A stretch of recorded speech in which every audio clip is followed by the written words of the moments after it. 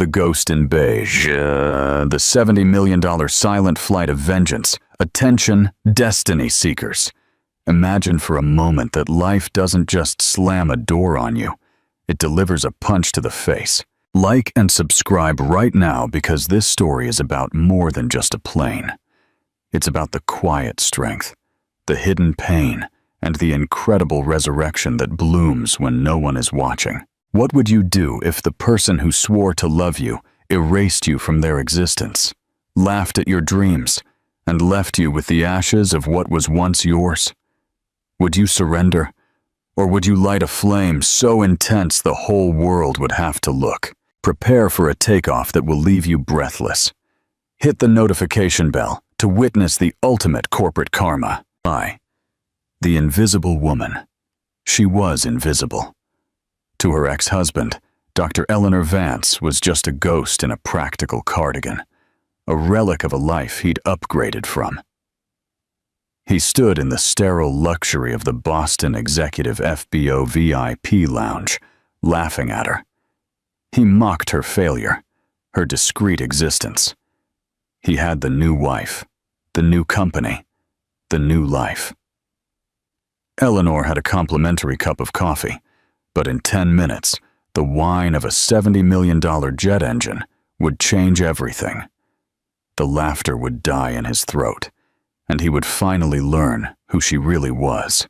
The VIP lounge of the Hanscom Field Executive FBO hummed with a quiet, expensive energy. It was a sound Eleanor had never quite gotten used to, the sound of lives lived at a different altitude.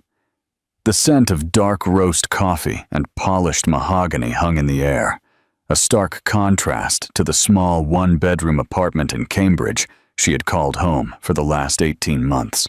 She sat on a plush leather armchair with her back stiff, tracing the rim of a porcelain mug with a nervous finger. Her oatmeal-colored cardigan felt like burlap in a room draped in cashmere and bespoke suits. Today was the day. The culmination of 6 more days of incessant, silent, heartbreaking work. The day her new life would either begin or completely crumble. She was waiting for a flight, not a commercial one, not even a first-class seat. She was waiting for a GDT-50ER, or so the email stated. The idea was so preposterous, she kept checking the printed confirmation in her plain cloth tote bag, half expecting a security guard to tap her on the shoulder and direct her to the main terminal where she belonged. Her divorce from Mr. Marcus Sterling had been a masterclass in public humiliation. He hadn't just left her, he had systematically erased her. They had been college sweethearts, the classic pair. He, the charismatic business major, and she, the brilliant introverted computer scientist. Together, they founded Helios AI, a company built entirely on her groundbreaking machine learning algorithm. Eleanor had been the architect, the engineer, the very soul of the company. Marcus had been the face. He charmed investors, gave TED Talks about their work, and graced the covers of business magazines. Then came Ms. Tiffany Bloom. Tiffany was a decade younger, a social media influencer, whose only contribution to society seemed to be posting pictures of expensive things. Marcus, in the throes of a spectacular midlife crisis, decided Tiffany was the upgrade he deserved. The divorce was brutal. Marcus's legal team, funded by the company she built, painted her as a bitter, unsupportive, and replaceable cog in the machine.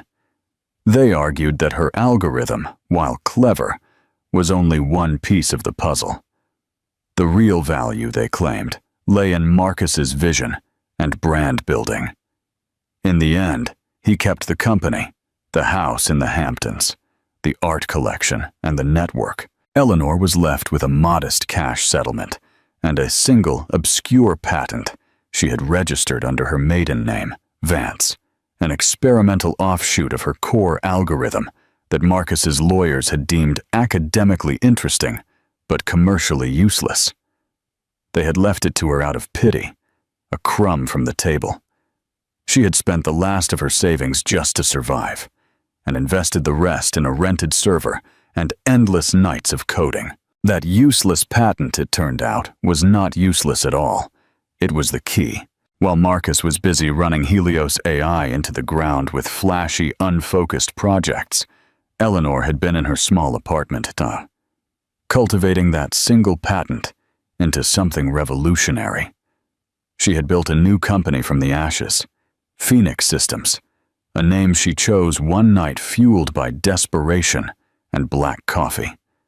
For 6 months, she had been in top-secret negotiations with Astrodynamics, a global tech conglomerate led by the elusive and legendary Mr. Julian Stone. They weren't just interested. They were stunned. Her new platform could solve a problem in global logistics that had baffled the industry for a decade. The deal was astounding, a life-changing acquisition that would make her one of the most influential figures in technology. Today, Astrodynamics was flying her to their headquarters in Geneva to sign the final papers. The nerves in her stomach were real. This was it. She checked her simple Timex watch, a practical gift from her late father, and took a small sip of lukewarm water. She just had to wait. She just had to get on that plane. The encounter. She closed her eyes for a brief second, trying to center herself, trying to silence the ghosts of Marcus's voice in her head, the voice that still whispered she was nothing without him. And that's when, naturally, she heard his. Well, well, well, look what the cat dragged in. Eleanor's eyes snapped open, her blood running cold. Standing less than 10 feet away, flanked by gleaming Rimowa luggage, was Marcus Sterling. He looked exactly the same, offensively handsome, wearing a bespoke Italian suit that probably cost more than her apartment's down payment, and radiating an aura of smug, undeserved superiority. His hair was perfectly slicked, his smile a bright, predatory flash, and clinging to his arm, looking like a high-fashion flamingo, was Tiffany. She was wrapped in a pink Balenciaga tracksuit, her lips plumped to comical proportions, and her large, empty eyes scanned the room with a look of profound boredom. Eleanor's first instinct was to shrink, to disappear into the beige upholstery of the chair. A flush of shame crept up her neck. Of all the places, of all the times, Marcus strolled over, Tiffany trailing behind him like an expensive accessory. He stopped directly in front of her chair, forcing her to look up at him. Eleanor, he said, drawing out the name, his voice dripping with condescending amusement. I have to say, I'm impressed. This is the invitation-only VIP lounge. Did you get lost on the way to the food court? Tiffany let out a sharp, high-pitched giggle. Ricky, don't be mean. Maybe she's cleaning here now. It's good, honest work. Eleanor's hands clenched in her lap. She refused to give them the satisfaction of a response. She just looked at him, her expression neutral, though inside, her heart hammered against her ribs like a trapped bird. Always the quiet little mouse, aren't you? Look at you, Eleanor. The same bland clothes. Is life not treating you well after me? He leaned down, dropping his voice to a conspiratorial whisper, yet still loud enough for nearby patrons to hear. Still living in that sad little flat in Alston? I saw the pictures. Very cozy. He was baiting her. He had always been a bully, someone who could only feel large by making others feel small. And she had always been his favorite target. We, he said, gesturing dramatically between himself and Tiffany, are heading to Aspen. A little thank you from our investors.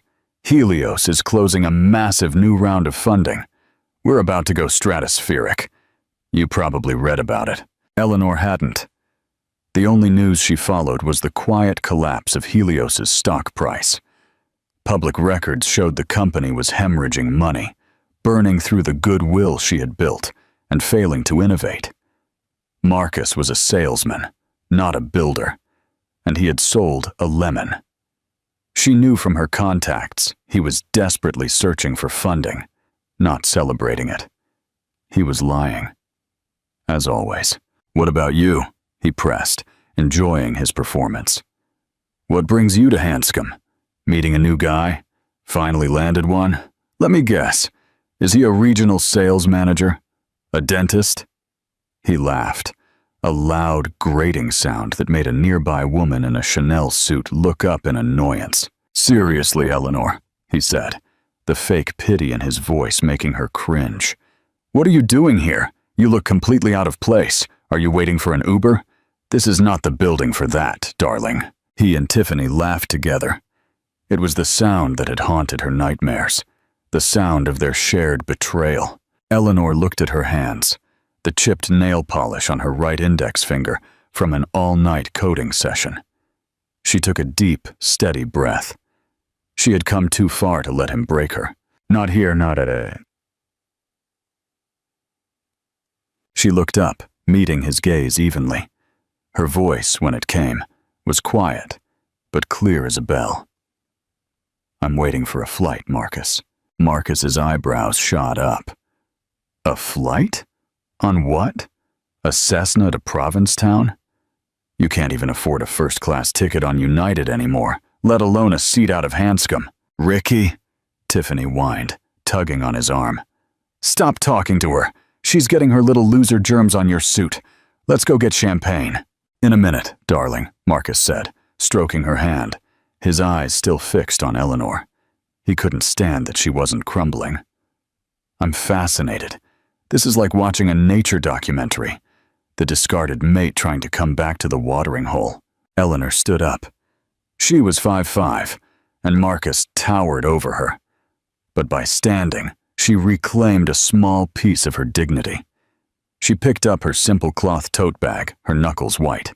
You should go, Marcus. Your champagne is waiting. Oh, so brave now, he sneered. Where was this backbone when we were married? Oh, wait, I remember. You didn't have one. You were just the code monkey in the basement. I built that company, Eleanor. I built it. And you? You are just a footnote. A footnote, Eleanor repeated, the words tasting like ash. That's right. And now, if you'll excuse us, he said, taking Tiffany's arm again. We have to prepare for our flight. Our jet is a beauty. A Citation Latitude brand new. He started to lead Tiffany away, but paused, looking over his shoulder for a final blow. It's a shame, really. You had so much potential, but you needed me to make any of it matter. And now, look at you. He gestured back at the luxurious lounge. A mouse trying to play a lion. It's just sad. He turned and walked away, his laughter echoing back to her.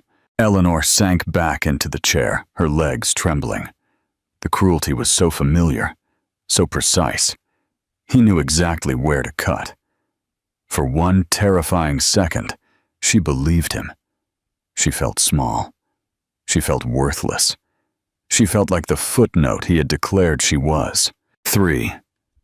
The quiet roar. The sting of Marcus's words sent her spiraling back. She recalled the cramped, fluorescent-lit computer lab at MIT where they first met. She had been a graduate student, immersed in a complex thesis on neural networks. He had been a business student, sweeping the campus with his charm and dazzling smile. He had approached her, not with the awkwardness of her engineering peers, but with a confident, polished interest. I heard you're the one who can actually make this stuff work, he had said, gesturing at her screen full of code. He hadn't been wrong. Eleanor lived in a world of logic, a world where code was poetry, and algorithms were a language she spoke more fluently than English. Marcus, she learned, lived in a world of presentations, contacts, and narratives. He didn't understand her work, not really, but he understood immediately its value. We're a team, he used to say, when his eyes were still genuine. You're the engine, I'm the steering wheel. We'll go far. And they did. She dropped her PhD to co-found Helios AI.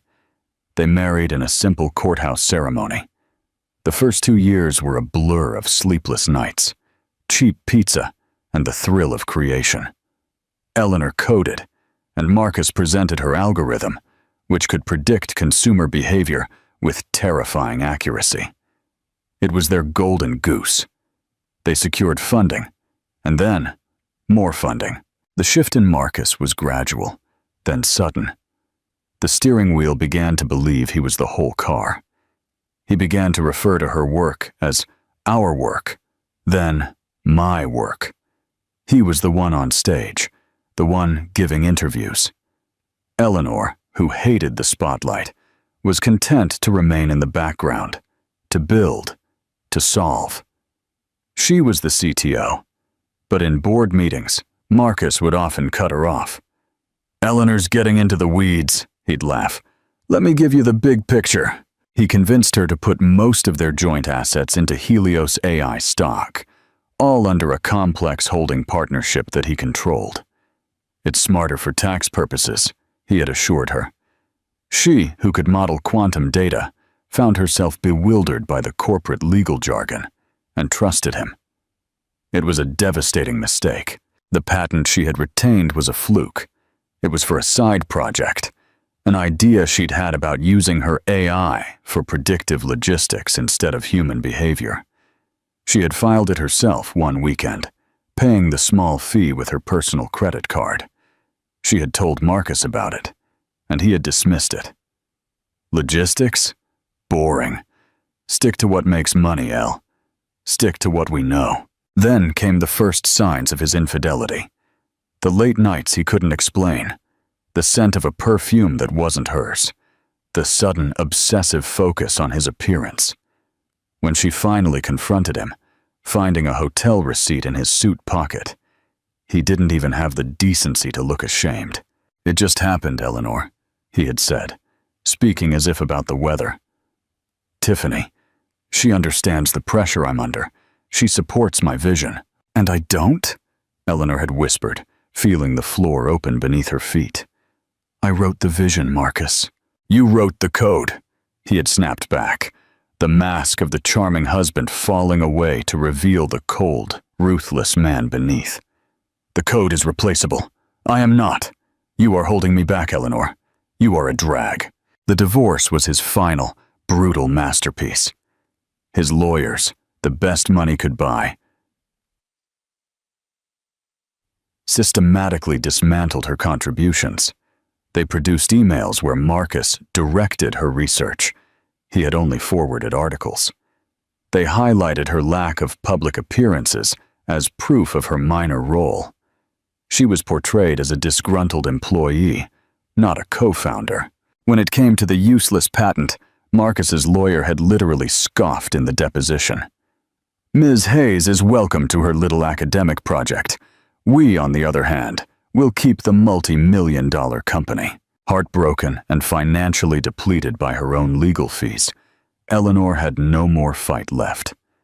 She signed the papers, left the courthouse, took a cab to a small sublet apartment. And for the first time in her life, she didn't just cry. She grieved. She screamed into a pillow until her throat was raw, mourning the loss of her husband, her company, and her life's work. A full week passed before she opened her laptop. When she did, she saw the file containing the patent. Boring, he had called it. She opened it, her eyes scanning the complex mathematical proofs she had written. A slow, cold anger began to burn away the hurt. He was wrong. It wasn't boring. It was brilliant. And Marcus, in his infinite arrogance, had left her with the one thing that could destroy him. He had taken the engine, yes, but she had kept the blueprint for a reactor. Viewer interaction, question. The moment Eleanor realized her useless patent was actually a blueprint for a reactor, what do you think was her first thought? Revenge? Just survival? Share your thoughts below. 4. The arrival. A new voice, sharp and professional, interrupted her memory. "Ma'am, Ms. Hayes." Eleanor blinked, the painful past receding. The lounge attendant, a young woman with a kind smile, stood by her. "Excuse me, Ms. Hayes, but I have an update on your flight." "Eleanor!" Her stomach clenched. A delay. A cancellation. They changed their minds. Marcus, who had been holding court by the espresso machine, turned to watch, a smirk already on his face. He was waiting for the final humiliation, the moment the mouse was told to leave the room. "Yes?" Eleanor said, her voice barely a whisper. "Your aircraft has just landed," the attendant said, checking her tablet. "It's taxiing to the ramp now. The crew will be ready to welcome you aboard in approximately 15 minutes. Would you like a fresh coffee while you wait?" Eleanor stared at her. It's here?" "Yes, ma'am. Right on schedule." The attendant smiled and walked away. Eleanor looked across the lounge. Marcus's smile had faltered. He looked confused. She could see the gears turning in his head. She's not being kicked out. Her flight is real. He exchanged a puzzled look with Tiffany, who merely shrugged and took a selfie. Eleanor turned to look out the massive, floor-to-ceiling window that overlooked the tarmac. And her heart didn't just stop. It felt like it reset. Before the attendant's words had fully registered, Marcus was already moving. The idea that Eleanor could have anything he didn't, anything he hadn't approved of or was unaware of, was an offense to his entire sense of self. He left Tiffany by the coffee bar and returned to Eleanor's chair. His smile was gone, replaced by a tight, quizzical frown. "What is this, Eleanor? Did you cash in your pension for a one-way ticket on a charter, running away?" "I told you, Marcus, I'm waiting for a flight." "Yes, but what flight? You don't have this kind of money. I know what you have. I know what I left you. It wasn't enough for a Costco membership, let alone a private jet." "Marcus," Eleanor said, her voice low and steady. "This does not concern you." "Everything you do concerns me," he shot back, his voice rising. "You still used my last name. Oh, wait. You went back to Vance. Smart. Wouldn't want to tarnish the Sterling brand." "Ricky," Tiffany called, clip-clopping closer in her stiletto boots. "What's taking you so long? Our pilots are here. They're waiting." She held up her phone, showing a text message. "The citation is ready." Marcus glanced at his watch, then back at Eleanor. He couldn't leave, not without solving this enigma, not without re-establishing his dominance. "A citation latitude," he told Eleanor, as if she should be impressed. "Best in class. I'm sure your flight," he air-quoted, "will be very comfortable. Does it have propellers? Do they give you a bag of peanuts?" He laughed. It was the laugh she hated. The laugh he had used in the lawyer's office. The laugh he had used in their bedroom when he told her she was a drag. It was loud, designed to draw attention, to make her the center of a humiliating show. And it worked. The other occupants of the lounge, who had been politely ignoring them, were now watching. They saw a man in a Zegna suit and a younger woman in Balenciaga, laughing at a plain woman in a beige cardigan. The story wrote itself. She was the poor relation, the ex-wife, the charity case. "Look at her, Tiffany," Marcus said, loud enough for the whole room to hear. "She's actually blushing. She's embarrassed." "It's okay, Eleanor. We've all been there." "Well, not here," he gestured at the lounge. "But you know, bad luck. Maybe I can help you out. I could offer you a job. Helios is expanding. We could probably use a junior coder, or someone to fetch coffee." "You were always good at that." The lounge fell silent, save for Marcus's mocking laughter. Eleanor felt the stares of the other passengers like physical blows. A man in a pinstripe suit shook his head, with a look of pity before returning to his spreadsheet. Eleanor's face was burning, but not with shame. It was with a rage so pure and cold that it sharpened her senses. She could hear the whir of the ventilation, the soft click of Tiffany's phone as she filmed this, and faintly, the distant thrum of a taxiing jet engine.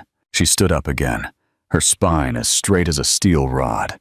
"You are right about one thing, Marcus," she said, her voice cutting through the silence. His smirk widened. "Oh yeah? What's that? I'm good at getting coffee?" She picked up her own untouched mug. But I'm better at math. And you were always terrible at it. Marcus's face tightened. What is that supposed to mean? It means you should have read the fine print. You should have paid attention in class. You took the house, right? The money and the company. You took the shell, Marcus. But you forgot the one thing that made it run. He stared at her, the laughter finally dying in his throat. He had no idea what she was talking about. His arrogance had blinded him. He truly believed he was the genius. You are pathetic, he finally spat out, resorting to his old insults. Delusional. You're sitting here, probably on a friends and family pass from some pilot you're dating, trying to lecture me about my business. You are a joke, Eleanor. You were a joke when we were married, and you're a bigger joke now. Ricky, let's go, Tiffany whined, tugging on his sleeve. You're making a scene, and not the fun kind. In a second, he hissed. He leaned in, his face inches from hers. You will always be nothing. You'll sit here and wait for your little prop plane, and I'll be in Aspen, closing a deal that will make me a billionaire. Remember that. Remember this moment, when you had a chance to be classy, and you chose to be this. He turned his back, a final, dismissive act.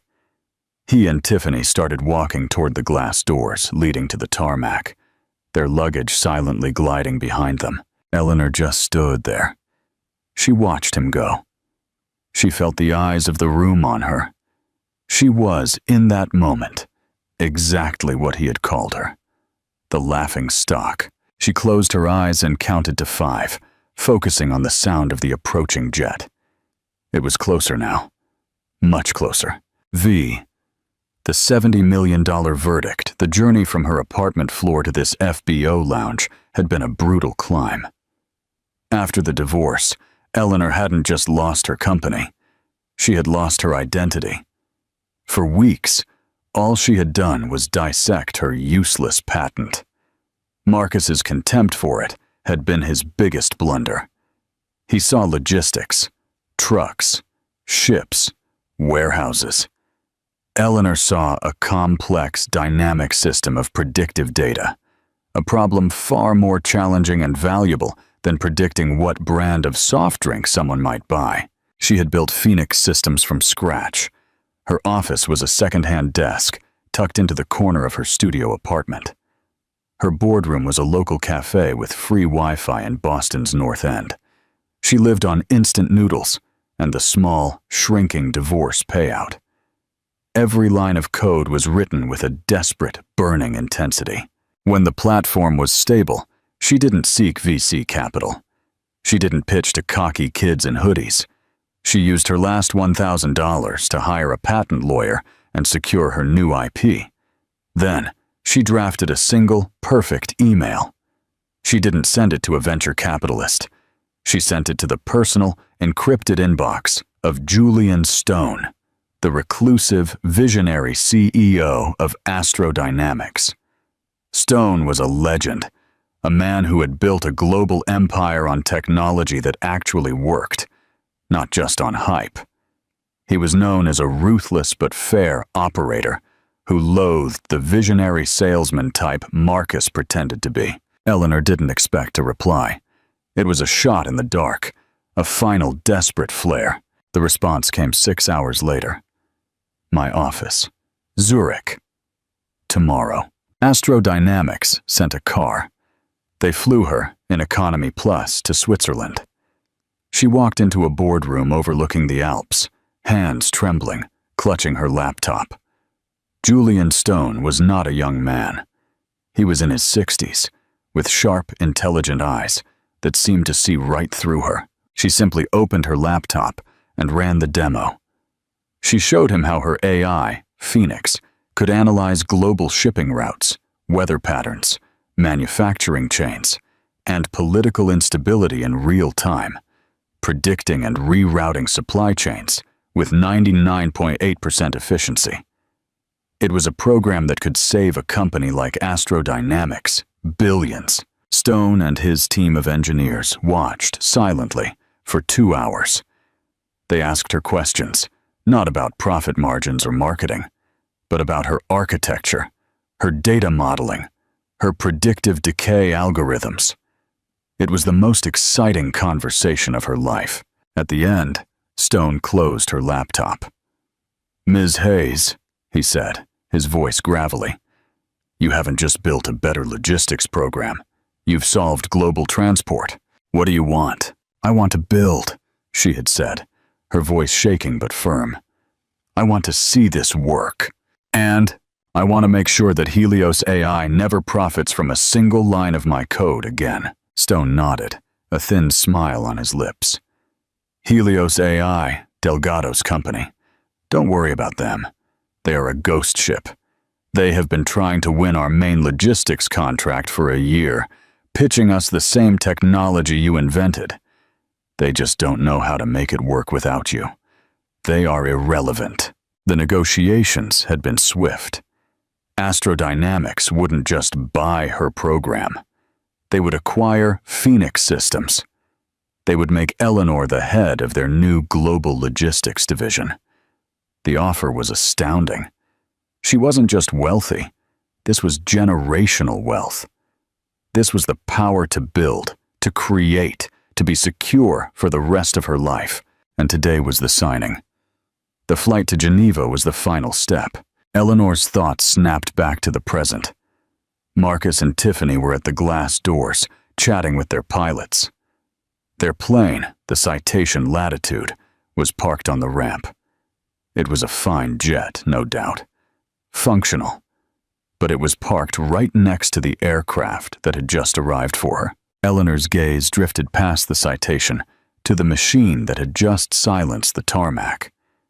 It was magnificent. It wasn't just a plane, it was a statement. A Gulfstream G60.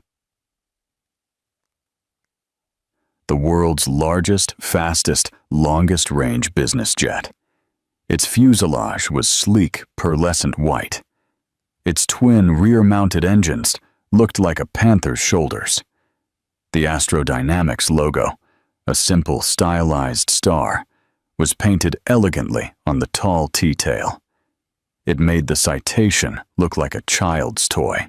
The Gulfstream's main door hissed open, and a set of polished aluminum stairs unfolded, touching the tarmac with a soft, expensive thud. Two pilots in crisp, dark uniforms emerged, followed by a flight attendant in a sleek gray suit. Marcus and Tiffany, standing by their own aircraft, had stopped talking. They were openly staring at the jet. "Oh my God!" Tiffany gasped, her voice ringing out on the quiet ramp.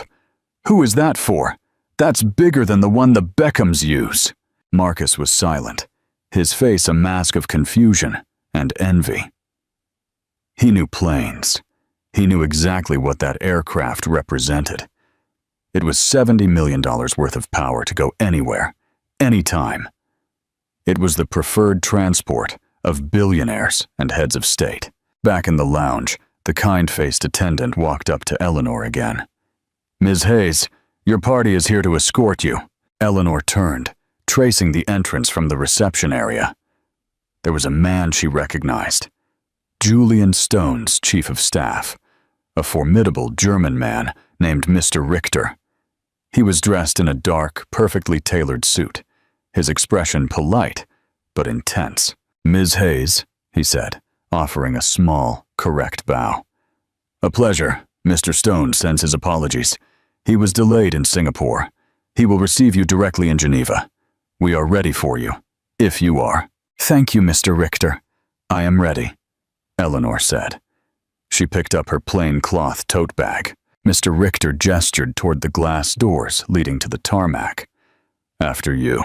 Eleanor began to walk. The entire room watched her. The man with the spreadsheet had lowered his newspaper entirely. Her path took her directly past the espresso bar, where Marcus and Tiffany were now hurrying back inside, their faces pictures of utter disbelief. Marcus grabbed his pilot's arm. "Is there a mistake? Who is that plane for?" The pilot merely shrugged. "No mistake, Mr. Sterling. That is the N400AD, the Astrodynamics flagship. It's here for a Ms. Eleanor Hayes." Marcus's head snapped toward Eleanor. His mouth opened. but no sound came out. The blood drained from his face, leaving him a sickly pale gray. Tiffany looked from Marcus to Eleanor and back again.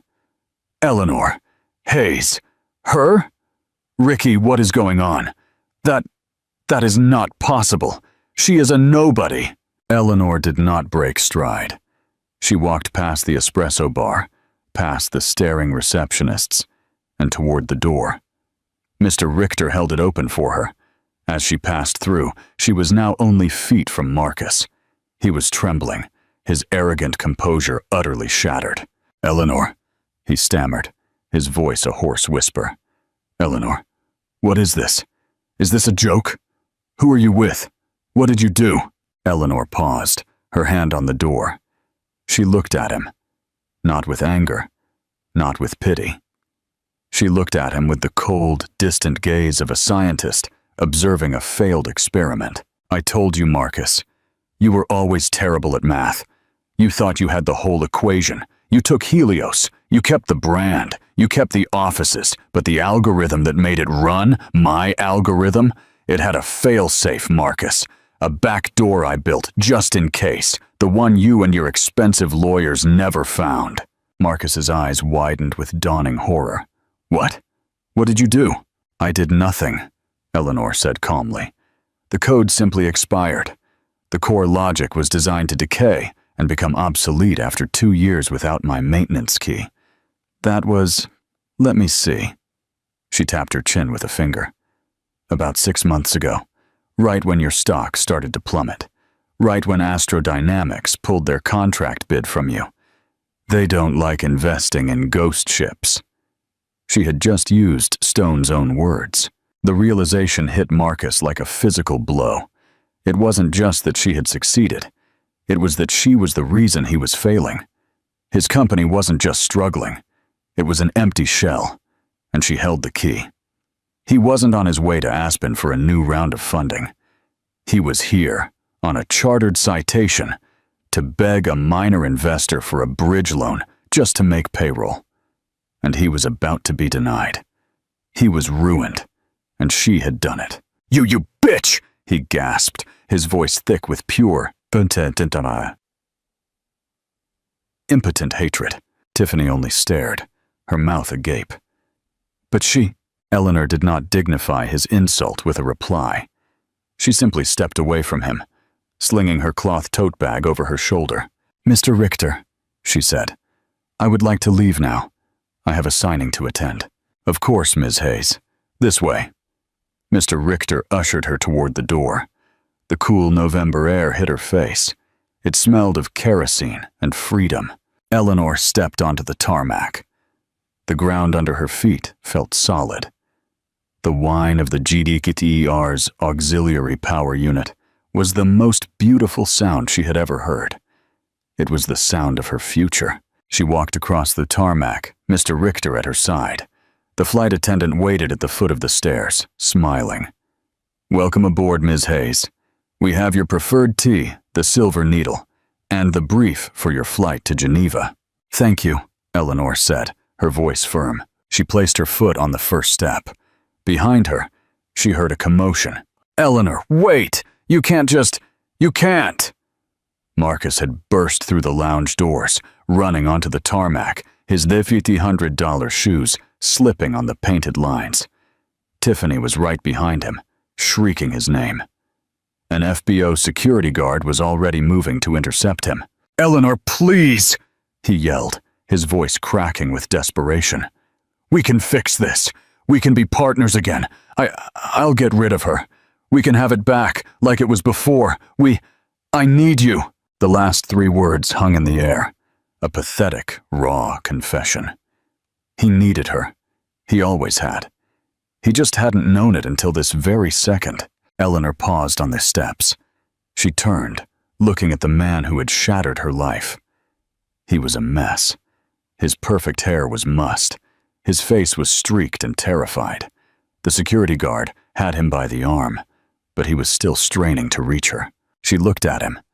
The man she had once loved. The man who had called her a footnote. And she felt nothing. No, that wasn't true. She felt a deep, profound, and final sense of release. The ghost that had haunted her was finally gone. "Goodbye, Marcus," she said. Her voice was quiet, but it carried. It was a final judgment. She turned her back on him. For the very last time. She climbed the remaining steps and stepped into the cabin of the Gulf Stream. The interior was a cavern of cream leather, polished dark wood, and soft, indirect lighting. It was quiet, peaceful. The flight attendant closed the door, and the latch engaged with a solid, satisfying thud. The noise of the tarmac and Marcus's desperate screams were cut off completely. Eleanor sank into a seat that felt like a cloud. The flight attendant handed her a hot towel. "We are cleared for takeoff, Ms. Hayes. We should be airborne in 5 minutes." Eleanor nodded, fastening her seatbelt. She looked out the large oval window. She saw Marcus, a tiny, defeated figure, being escorted back into the lounge by security.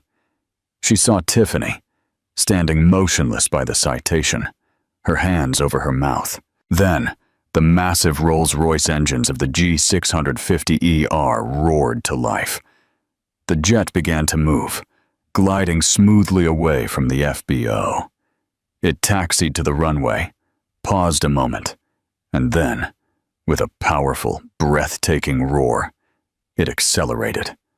Eleanor was pressed back into her seat as the plane lifted off the ground, climbing sharply into the bright, clear sky.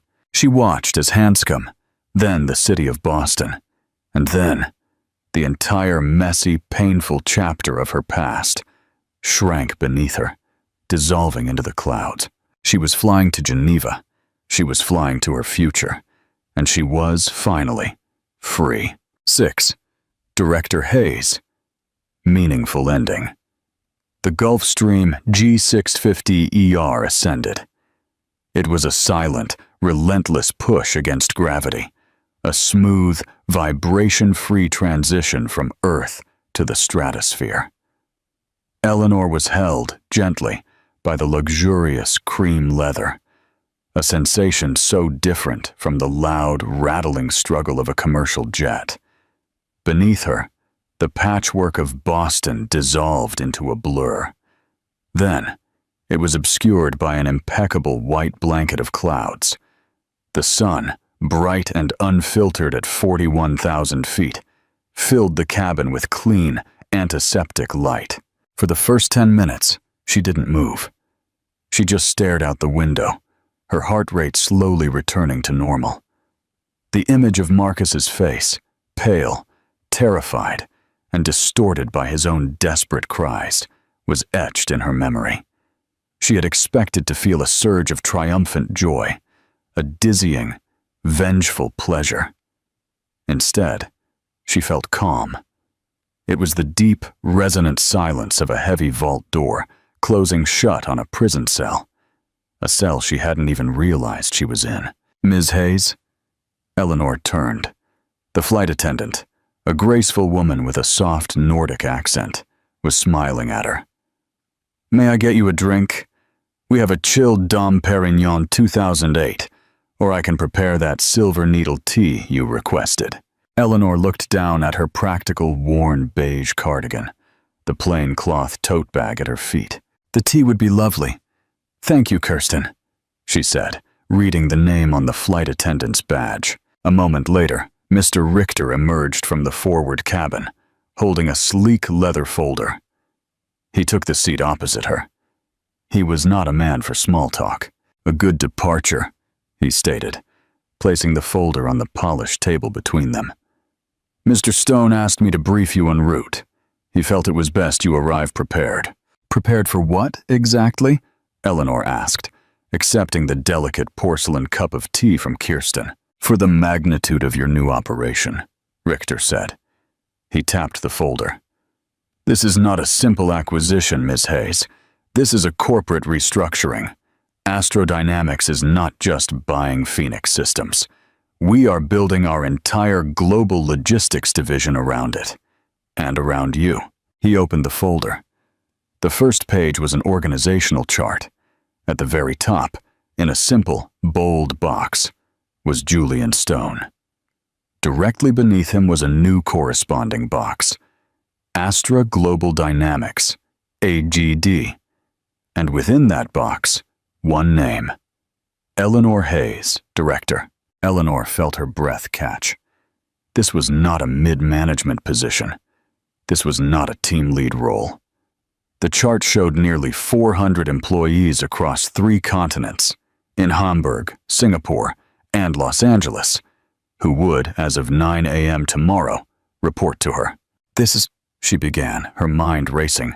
"This is significantly larger than I anticipated." "Mr. Stone does not do things small," Richter said, his face unreadable. "He is not buying your past work. He is investing in your future potential. The financial package you agreed to is, of course, secure. But this is the work." He flipped the page. It was a budget proposal. The numbers were so large they looked like typos. The allocation for R&D alone was more than the entire valuation of Helios AI at its peak. "Your first directive," Richter continued, "is to integrate your Phoenix platform into our existing infrastructure. Mr. Stone has authorized a full server overhaul. You will have carte blanche. You select the hardware, the team, and the timeline. The system is expected to be fully operational in 6 months." Eleanor leaned back. The warmth of the teacup seeped into her cold hands. The fear that had briefly surfaced was replaced by a familiar, electrical hum. It was the sensation she got when faced with an impossible equation, a complex problem begging to be solved. She wasn't intimidated. She was hungry. "The timeline is too long," she said, her voice sharp and clear. Richter paused, raising an eyebrow. "I beg your pardon. 6 months is too long. The problem isn't the platform, it's the integration. If I have the budget you've listed here and full administrative access, I can have the core system integrated and running in 90 days. We can be beta testing by the new year. I will need to select a red team from your existing cybersecurity division to try and break it." Richter stared at her for a long moment. The polite professional mask wavered, replaced by a glint of genuine respect. "I see," he said. "Mr. Stone was right about you.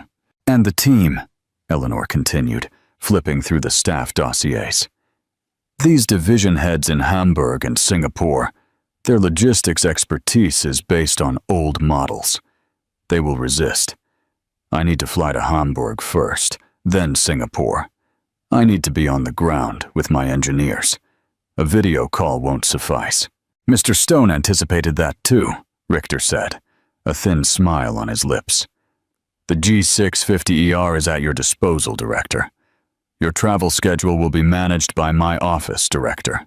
The title landed with a solid, physical weight. This was real. The rest of the 7-hour flight passed in a blur of concentrated work. Kirsten brought them a meal of seared scallops and risotto, which Eleanor ate while dissecting a complex data flow schema. She had, in the space of one transatlantic flight, transitioned from ex-wife to executive. When she finally closed the folder, the sun was setting ahead of them, painting the sky with violent streaks of purple and orange. She had completely forgotten about Marcus. They landed in Geneva shortly after 8 p.m. local time. The descent was as smooth as the ascent. As Eleanor looked out the window, the city lights sparkled around the dark, placid shape of Lake Geneva. There was no terminal. The jet taxied to a private, silent hangar where a black Mercedes Maybach S-Class waited, its engine purring. "Mr. Stone is expecting you at the headquarters," Richter said, ushering her from the jet stairs directly into the back of the sedan. The air was cold, crisp,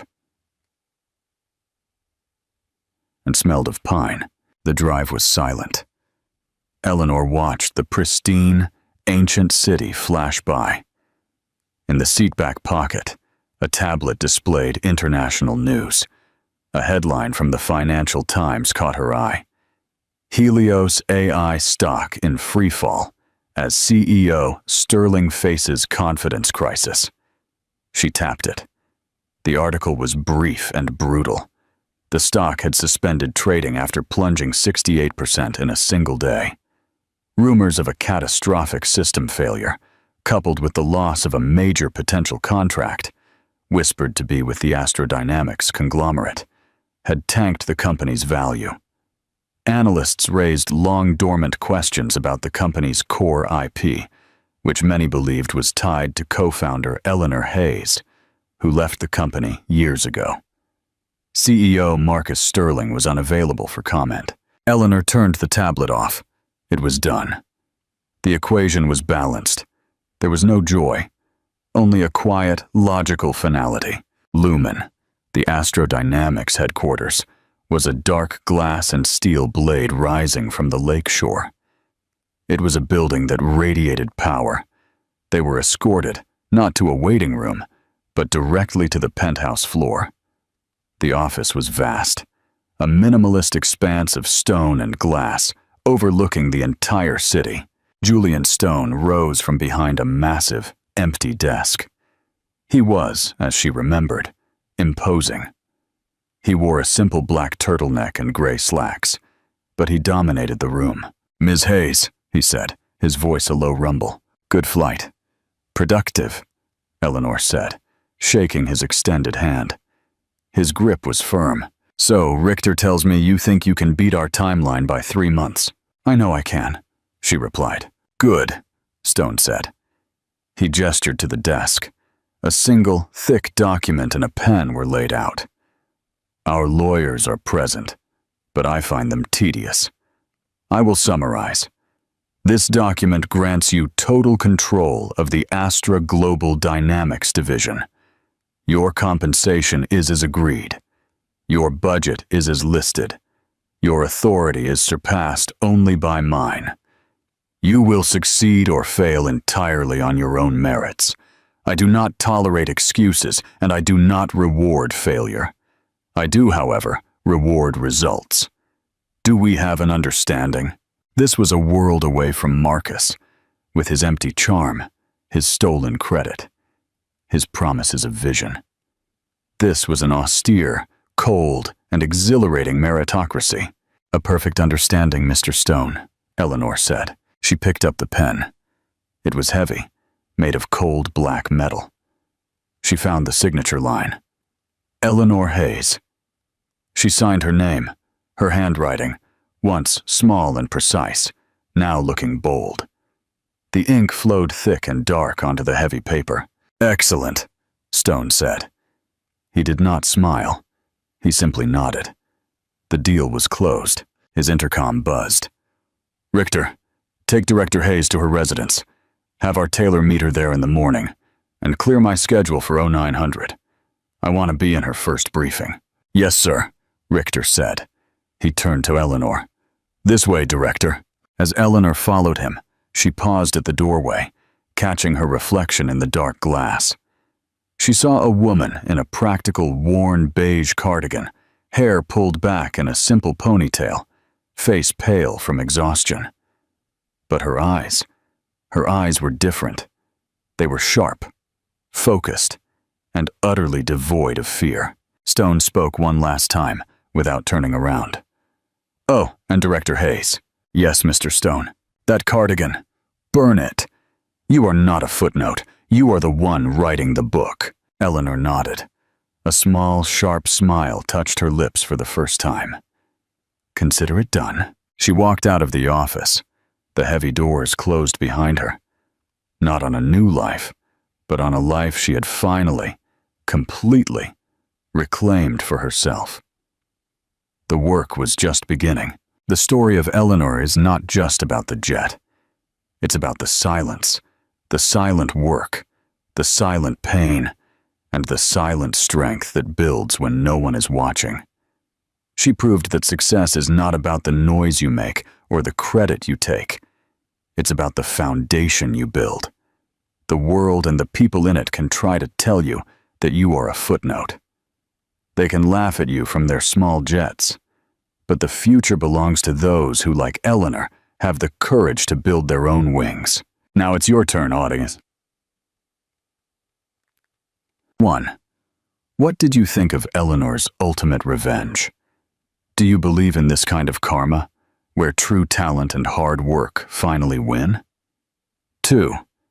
Have you ever felt like Eleanor, underestimated or made to feel invisible? Share your story. 3. What part of Eleanor's transformation inspired you the most? Leave your comments down below.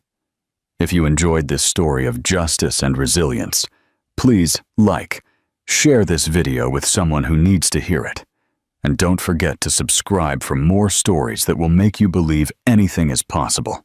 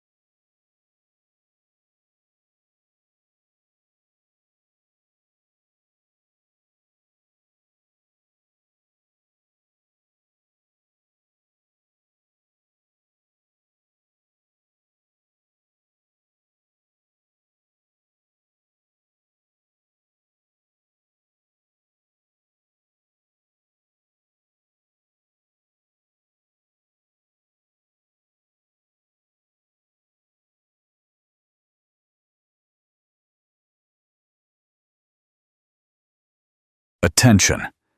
Have you ever underestimated someone so profoundly that your entire world came crashing down?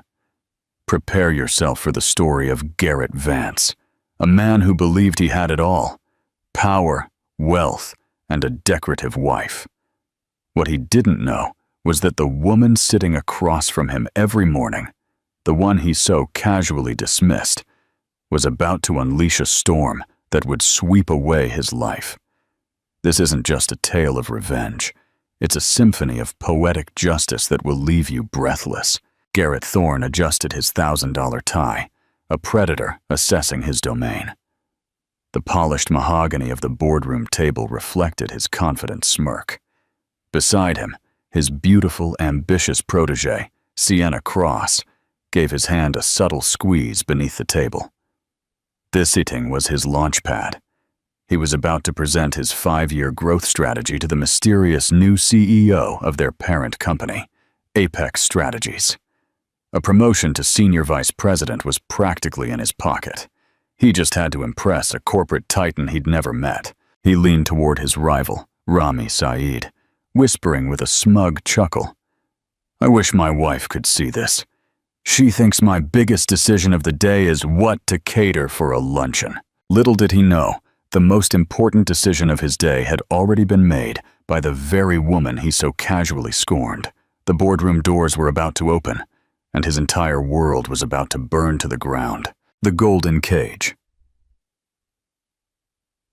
The morning ritual. The pale, indifferent morning sun filtered through the picture windows of the Manhattan penthouse. Garrett Vance called home. It was a space designed for a magazine cover.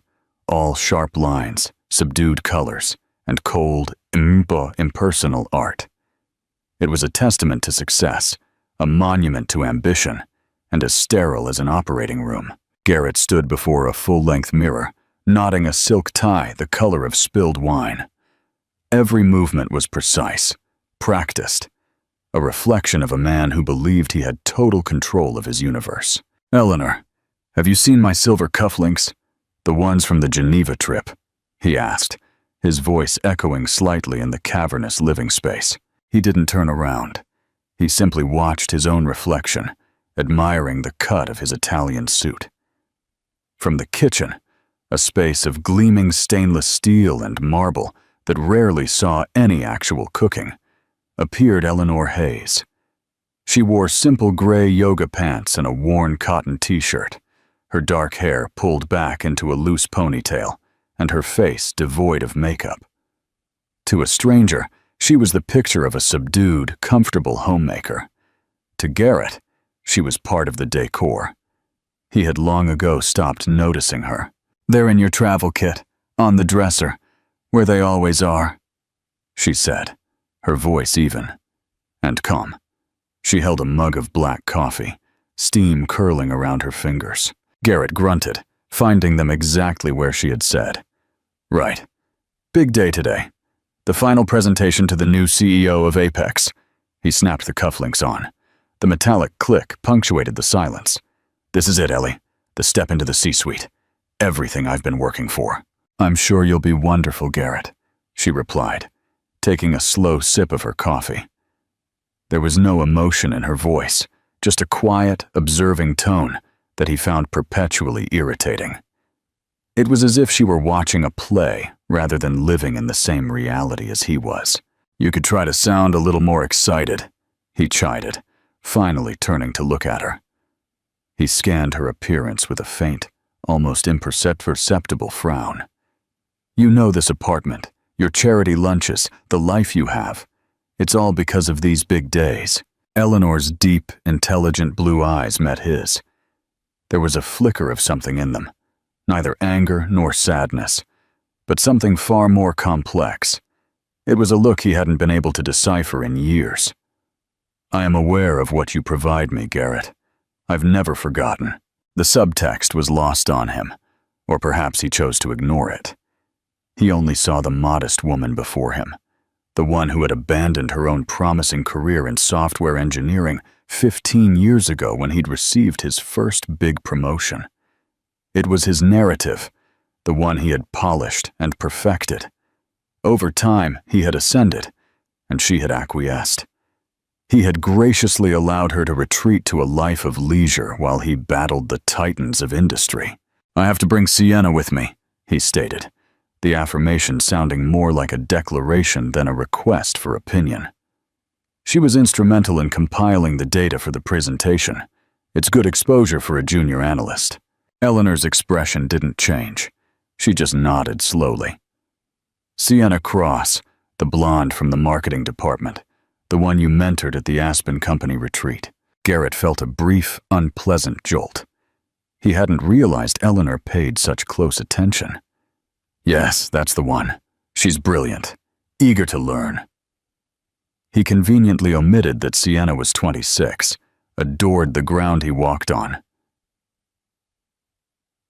and had spent the previous night in a hotel room with him, celebrating his pre-victory. "Well, I hope her exposure is educational," Eleanor said, turning to place her mug in the sink. The words were simple, but they hung in the air with a strange weight. Garrett dismissed it as another one of her passive-aggressive moods. He grabbed his leather brief, the scent of expensive cologne trailing behind him. He paused at the door, looking at his wife. She stood with her back to him, gazing out the window at the sprawling New York skyline. For a fleeting moment, she looked like a stranger in his own home. "Don't wait up for me," he said. The words were a familiar refrain. "It'll be a long day of meetings, followed by a celebratory dinner." "Oh, I won't," Eleanor replied, her voice soft yet clear. "I have a very busy day planned too. You have no idea." He let out a laugh, a short, condescending sound. "Right. Shopping at Bergdorf's or planning another fundraiser. Try not to strain yourself." He shut the door behind him, the solid click sealing him out of her world and her within the golden cage he had so carefully built. He walked to the elevator, a triumphant smirk on his face, picturing Sienna waiting for him in the lobby, her eyes bright with admiration and something more. He felt powerful, untouchable, the king of his castle. Meanwhile, Eleanor remained at the window, watching her husband's black sedan pull away from the curb, 40 floors below. She took a deep breath, the first truly relaxed one she had taken all morning. She took the hair tie out, letting her dark hair fall to her shoulders. She walked to the sleek, minimalist coffee table and picked up a tablet. With a few taps, she pulled up a file. It was the complete acquisition portfolio for Nexus Corp, the company Garrett worked for by Apex Strategies. She scrolled until she found his name. Garrett Vance, VP of Marketing. A small, cold smile touched her lips. "Enjoy your celebration, Garrett," she whispered to the opulent, empty room. "It's the last one you'll have for a long time." She then swiped to her calendar. Her first appointment at 10 a.m. was marked in bold. Board meeting. Introduction to Nexus Corp executive staff. The ride to the fall. Sienna's revelation. The leather seats of Garrett's Mercedes were the color of rich cream, a stark contrast to the vibrant red of Sienna Cross's dress. The dress was a strategic choice, bold enough to be memorable, yet elegant enough to scream ambition rather than desperation. "Nervous?" Sienna asked, her voice a purr. She ran a perfectly manicured finger across the dashboard. Garrett laughed, a deep, confident sound that filled the car. "Nervous, Sienna? Nervousness is for the unprepared. We've run through this presentation 100 times. The numbers are solid. My strategy is revolutionary. This new CEO, whoever he is, will have no choice but to be impressed." He emphasized the he, a casual assumption based on the aggressive acquisition tactics Apex Strategies was known for. "And me?" she asked, turning in her seat to face him. "Will they be impressed with me?" "They'll see a sharp, dedicated analyst who supports her VP," he said, reaching out to put a possessive hand on her knee. "Just stick to the script. Leave the talking to me, unless directed a question. Answer concisely. Look smart. That's all you have to do. This is my show." Sienna's smile tightened almost imperceptibly. She craved the spotlight, but understood the hierarchy. For now, she was his accessory, the brilliant but subordinate mind who helped the great Garrett Vance achieve his destiny. Her moment would come. She believed his promises, that once he was promoted, he'd create a new director role just for her, and that he would finally leave his boring, passionless wife. "Catherine didn't seem to mind that you brought me," she said, testing the waters as she often did. "She never suspects," Garrett scoffed, his eyes on the traffic. "Ellie stopped paying attention a decade ago. She lives in her little world of charity galas and book clubs. I doubt she even remembers your name. To her, you're just an intern. I'm magnanimously giving a career boost. It's the perfect cover." The phrase de bois mercier. The perfect cover stung Sienna more than she let on. She wasn't a cover. She was the future. She was the one who understood his ambition, who matched his drive. Catherine was a relic a ghost of a past life he hadn't quite managed to shed. She just seemed so placid, Sienna mused. When I saw her at the company Christmas party, she barely spoke. She just stood there smiling. It was a little sad. It's not sad. It's comfortable, Garrett corrected. She has everything a woman could want without having to lift a finger. I gave her that. She should be grateful. He truly believed it. His guilt over the affair was a tiny, shriveled thing, easily overshadowed by his sense of magnanimity. In his mind, he was providing for 2 women. He was a modern patriarch. They soon left the congested city streets, turning onto the private access road that led to the Apex Strategies corporate tower. The building was a spear of smoked glass and obsidian steel piercing the New York sky. It was a statement of pure, blatant power, dwarfing the more modest headquarters of Nexus Corp. When Garrett pulled into the reserved underground parking spot, a valet rushed to open their doors. Sienna felt a genuine chill of awe. This was the major league. This was where fortunes were made and empires were forged. "All right," Garrett said, turning to her before they stepped out. He looked her up and down, his eyes lingering on the tightness of her dress. "You look perfect. Remember the plan. We're a team, but I'm the captain. Follow my lead, and tonight we'll be celebrating your future boss's promotion to SVP." He sealed the promise with a quick, hard kiss that tasted of coffee and ambition. Black Pawn, the grand reveal. The Nexus boardroom. They ascended in the silent, high-speed elevator to the 60th floor, the penthouse level. The doors opened, not to a reception area, but directly into a vast, minimalist atrium with a panoramic view of the city. The air was cool and smelled faintly of ozone and money. A severe-looking woman with a sharp haircut and a tablet met them. "Mr. Vance? Ms. Cross, welcome to Apex. The board is convening. Please follow me." "Hello." She led them down a hallway lined with abstract art that likely cost more than Garrett's car. Everyone they passed was impeccably dressed, moving with a silent urgency. The atmosphere was electric, a sharp contrast to the often complacent culture of Nexus Corp. Garrett felt his own confidence surge. He belonged here. This was his natural habitat. He gave Sienna a reassuring wink. He was her guide in this rarefied world, her benefactor. The assistant stopped before a pair of imposing frosted glass doors. "They're ready for you. Mr. Sterling is already inside." Richard Sterling was the outgoing CEO of Nexus Corp, a man in his 60s, happy to take his golden parachute and retire to Florida. He was a formality, a bridge between the old and the new.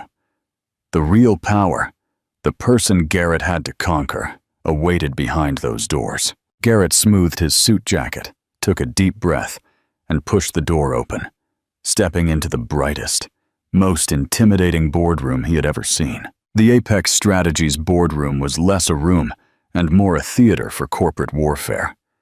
One entire wall was a seamless glass panel, offering a godlike view of the city. The table was a single colossal slab of polished granite, so dark it seemed to absorb the light. Seated around it were a dozen individuals who radiated an aura of quiet, lethal competence. These were the Apex executives. At the head of the table sat Richard Sterling, looking more like a guest than a host. Garrett scanned the faces. There was the CFO, a severe-looking man in his late 50s. The head of legal, a woman with keen, intelligent eyes, Ava Thorne, and several other VPs he recognized from industry publications. They were the sharks, and he was here to prove he was one of them. "Garrett, good of you to join us," Richard Sterling said, his voice a little too loud in the silent room. "Everyone, this is Garrett Vance, our VP of Marketing at Nexus Corp, and his analyst, Sienna Cross." Cold, evaluating nods were exchanged. Garrett felt a dozen pairs of eyes assessing him, and he met them with his most charming, confident smile. He and Sienna took the 2 empty seats opposite the core board members. He placed his sleek laptop and leather folio on the table, his movements economical and self-assured. Rami Saeed, his internal rival and VP of operations, sat a few chairs down. Rami gave him a tense, professional nod. Garrett saw the flicker of jealousy in Rami's eyes, and he savored it. Rami had come alone. Garrett, on the other hand, had brought his star protege, a visual testament to his leadership and eye for talent. "We are just waiting for our new CEO to join us," stated Ava Thorne, the sharp legal counsel. Her voice was crisp and brooked no argument. "She is finishing up a call with our Tokyo office. The word she registered in Garrett's mind with a flash of surprise. He had automatically assumed the new boss would be a man. A female CEO in this aggressive tech acquisition space was rare. He mentally recalibrated. This was even better. In his experience, he was excellent at charming, powerful women, at playing the role of the indispensable, brilliant male subordinate. To fill the silence, Richard Sterling began making compliments. "Garrett has been with Nexus for 12 years, a real pillar of the company. His marketing strategies were key to our growth back in the early 2010s. It was a faint compliment that referenced past glories. Garrett felt a spike of irritation. He was about to unveil the future, not revisit the past. He directed a charming smile toward Ava Thorne. "Richard is too kind. The past is prologue. I'm far more excited to discuss the next 5 years. We are poised to penetrate the South American market in a way no one has anticipated." Before anyone could respond, he leaned slightly toward Rami Saeed, lowering his voice to a conspiratorial whisper, just loud enough for those nearby to hear. "It's another level up here, isn't it? Makes you feel sorry for those left behind. I spoke to Ellie this morning. She was agonizing over which caterer to use for a luncheon. God bless her." He shook his head with a look of affectionate exasperation. "Different worlds." Rami offered an evasive grunt, but Garrett knew the seed was planted. He was painting a picture of himself, a high-flying executive, unencumbered by domestic triviality. Being married to a simple woman who managed the home while he conquered the world was a part of his personal brand. Sienna, sitting beside him, subtly preened, feeling the implied contrast. She was part of the real world. His world. The tension in the room suddenly shifted. A palpable wave of deference and respect swept through the Apex executives as they subtly straightened in their chairs, their eyes pivoted toward the frosted glass doors. The quiet chatter ceased. "Looks like showtime," Richard Sterling murmured, with a hint of relief in his tone. Garrett felt a jolt of adrenaline. His moment had arrived. He smoothed his tie one last time, squared his shoulders, and focused on the entrance. He readied his power smile, the one that conveyed equal parts respect and ambition. This woman, whoever she was about to meet the man who would be the most valuable asset in her newly acquired company. He would make himself undeniable. The heavy glass doors slid open with a faint hydraulic hiss. A pair of expensive-looking, yet discreet, black heels clicked determinedly on the marble floor. They were followed by the sharp crease of a navy pantsuit, tailored with a precision that bespoke immense wealth and a refusal to compromise. The woman who walked in was tall and moved with an unshakable poise that instantly dominated the room. Her dark hair, which Garrett had last seen in a messy ponytail, was swept back into a sleek, neat bun at the nape of her neck. Her face, bare of makeup this morning, was now skillfully and minimally enhanced to highlight her strong cheekbones and penetrating blue eyes. She was not smiling. Her expression was one of cold, distant authority. She walked toward the head of the table, her gaze sweeping over the gathered executives, acknowledging each with a slight, almost imperceptible nod. And then her eyes landed on him. For one horrifying, paralyzing second, Garrett Vance's world stopped spinning. The blood drained from his face, replaced by an icy terror that started in his gut and spread through his veins. His confident smile dissolved, his mouth falling slightly open. The room, the table, the people, everything blurred into a meaningless background. There was only her, the modest homemaker, the woman he thought was deciding on canapés, his wife. She stopped at the head of the table, placing a thin tablet in front of her. Her voice when she spoke was not the soft, familiar tone he heard over breakfast. It was a voice tuned for command, crisp, clear, and carrying an edge of steel. "Good morning, everyone. I apologize for the delay. Thank you all for being here. For those of you from Nexus Corp, whom I have not had the pleasure of meeting, my name is Eleanor Hayes. I am the founder and CEO of Apex Strategies." She paused, letting her name, her maiden name, and her title sink in. Her cold blue eyes then moved deliberately around the table, past the other executives, past Rami Saeed's stunned face, past Sienna's total confusion, and locked directly onto her husband's. A flash of something cold and sharp passed through them before she addressed him directly. Her voice cut across the stunned silence of the room. "Mr. Vance, it is a pleasure to finally meet you in a professional capacity." The words Mr. Vance hit Garrett with the force of a physical blow. It was the name of a stranger, a subordinate, a line item on a balance sheet. In that single formal address, 15 years of shared history, of intimacy and marriage, evaporated. He was no longer Marcus, her husband. He was Mr. Vance, the employee. His mind scrambled frantically, trying to assemble the collapsing puzzle pieces. Eleanor Hayes. Hayes, her maiden name. The name on her old university degrees, the ones he had packed away in a box in the attic. Artifacts of a life he thought she had left behind. Apex. Hayes. The connection was so obvious, so insultingly simple, that it had never occurred to him to make it. He stared at her. This woman in the power suit who looked like his wife, but felt like an alien queen. The quiet observer at his breakfast table was gone.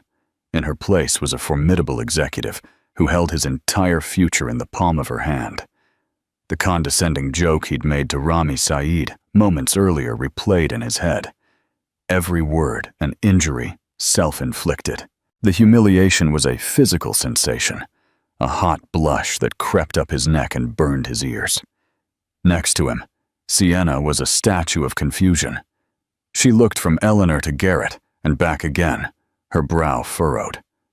The resemblance was undeniable, but the context was impossible. She watched the blood drain from Garrett's face, the rigid terror in his posture. A sickening, mounting comprehension began to curdle in her stomach. This powerful, intimidating woman. It couldn't be. Eleanor showed no emotion. She was the very picture of corporate control. "Let us begin," she said, her gaze sweeping the room again, deliberately avoiding Garrett now. As you all know, Apex Strategies has officially completed the acquisition of Nexus Corp. For many of you at Apex, this is business as usual. For our new colleagues at Nexus, I understand it is a time of uncertainty. Let me be clear. My goal is not to dismantle what you have built, but to identify your core strengths, cut your considerable fat, and integrate your viable assets into our global strategy. The phrase "cut your considerable fat" hung in the air like a guillotine blade. All the Nexus executives shifted uncomfortably.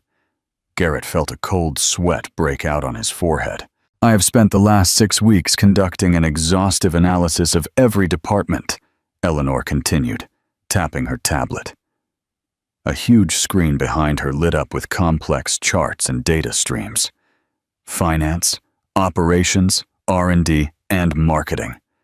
I've read every report, analyzed every metric, and reviewed every 5-year plan, which brings us to today's agenda. Her hawk-like eyes finally settled on Garrett again. Mr. Vance, I believe you have a presentation for us on a South American market expansion proposal. It was a command, not a request. Garrett's throat was dry. His hands on his laptop trembled slightly. All the confidence, the arrogance he had walked in with, had evaporated. He felt naked, exposed, a fool in a $1,000 suit. He looked at the faces around the table. The apex executives watched him with predatory curiosity. Rami Saeed stared intently at the table, refusing to look at Garrett, affording him the small mercy of not witnessing his complete and utter annihilation. And Sienna? He risked a glance at her. Her face was pale, her lipstick suddenly garish. The confusion in her eyes had been replaced by the horrified realization of a person who willingly walked into a trap. The boring, placid wife was the CEO. The woman he had dismissed as a sad relic was about to decide his fate. The annihilation, the presentation dissected. Mr. Vance! Eleanor's voice was sharp, now impatient. Ava Thorne, the keen legal counsel, who was clearly Eleanor's second-in-command, leaned forward slightly. Perhaps Mr. Vance is not feeling well. The pressure of presenting to a new board can be significant. The undertone was mocking, and Garrett knew she was in on it. She knew everything. Gathering every last shred of his professional facade, Garrett cleared his throat. No, I'm fine, of course. My apologies, Madame CEO. The honorific felt acidic on his tongue. He opened his laptop, his fingers clumsy on the keys. The presentation he had been so proud of now felt puerile.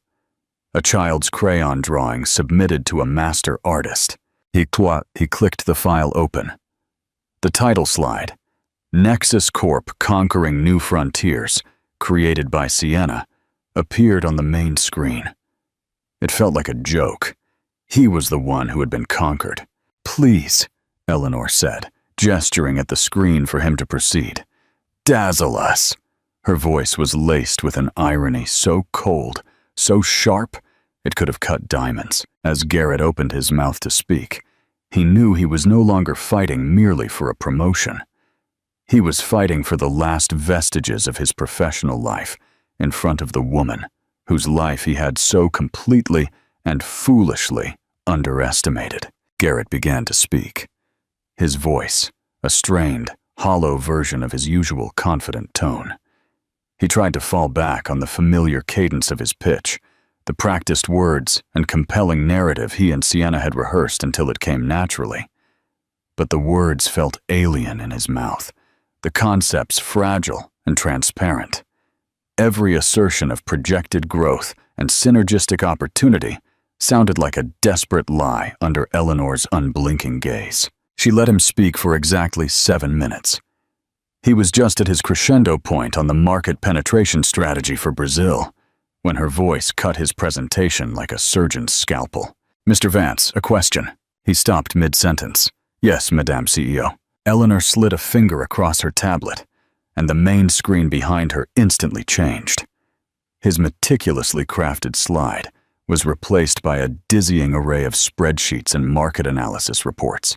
Your entire projection for the Brazilian market relies on a 15% annual growth in the consumer electronics sector, with a primary focus on the affluent urban demographic. Is that correct? Ah, yes, our data indicates— What data?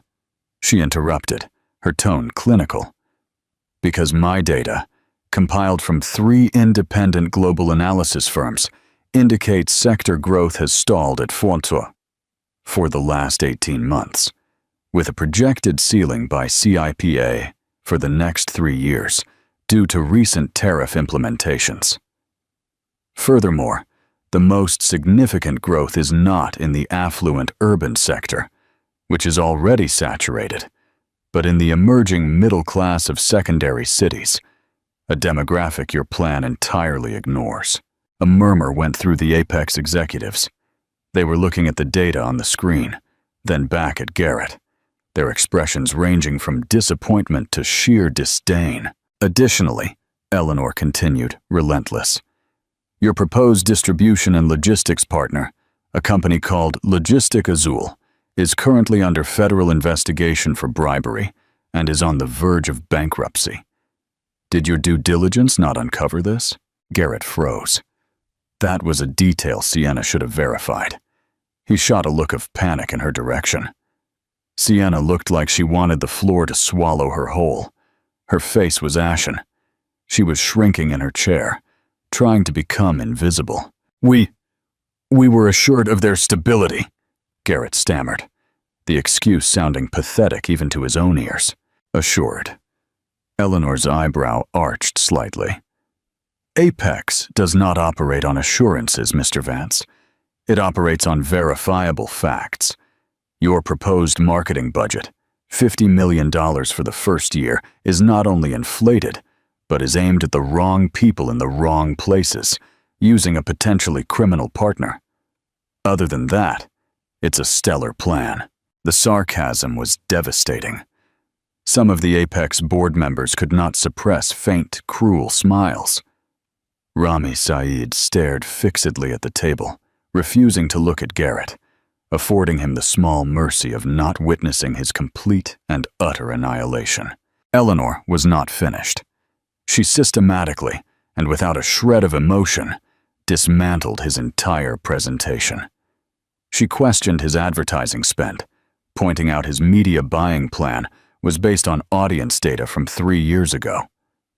She shredded his staffing plan, noting he had budgeted for a huge new office in Sao Paulo, completely failing to consider a more cost-effective remote workforce, a model Apex had perfected. With every point she made, she was not just destroying his professional credibility, she was annihilating the central myth of their marriage. He was the brilliant entrepreneur, the titan of industry. She was the home manager. But in this room, it was clear who possessed the superior intellect, the sharper instincts, and the more rigorous work ethic. He had been playing checkers while she was mastering multi-dimensional chess. Finally, she directed her attention to the projections. Ms. Cross, her voice said, making Sienna jump in her seat. I see you co-authored this report. Sienna swallowed hard, her voice a tiny squeak. These sales projections, Eleanor said, circling a number on the screen with a digital red pen. A 400% market share increase in 2 years.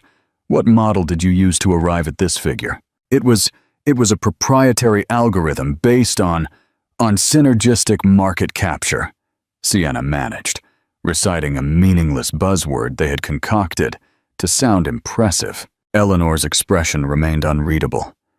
A proprietary algorithm? I see. You may show it to me.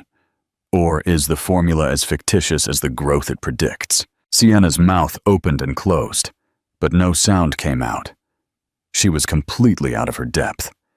She was a junior analyst who had been so dazzled by her affair with a senior VP that she had neglected her work, assuming his authority would shield her from scrutiny. She had never imagined she would be vetted by a CEO who actually read the fine print. The illusion shattered. Garrett was not a god. He was a fraud. And she had hitched her career, her reputation, to him. The promises of a directorship and a future together now seemed a cruel joke. She felt used, not for her body, but for her complicity. She had been the fool, the eager, ambitious woman who had done his half-baked homework for him. Eleanor turned her cold gaze back to Garrett. Your strategy, Mr. Vance, is not merely flawed. It is lazy. It is a work of profound arrogance built on antiquated assumptions and a shocking lack of diligence. It is the kind of work I would expect from a company that is failing, which, I suppose, is why I was able to acquire it at such a favorable price. She let the final insult land, and the silence in the room was absolute. Richard Sterling paled, realizing the company he had run for 20 years was being branded a sinking ship. Eleanor closed her tablet. The screen behind her went blank. The execution was over.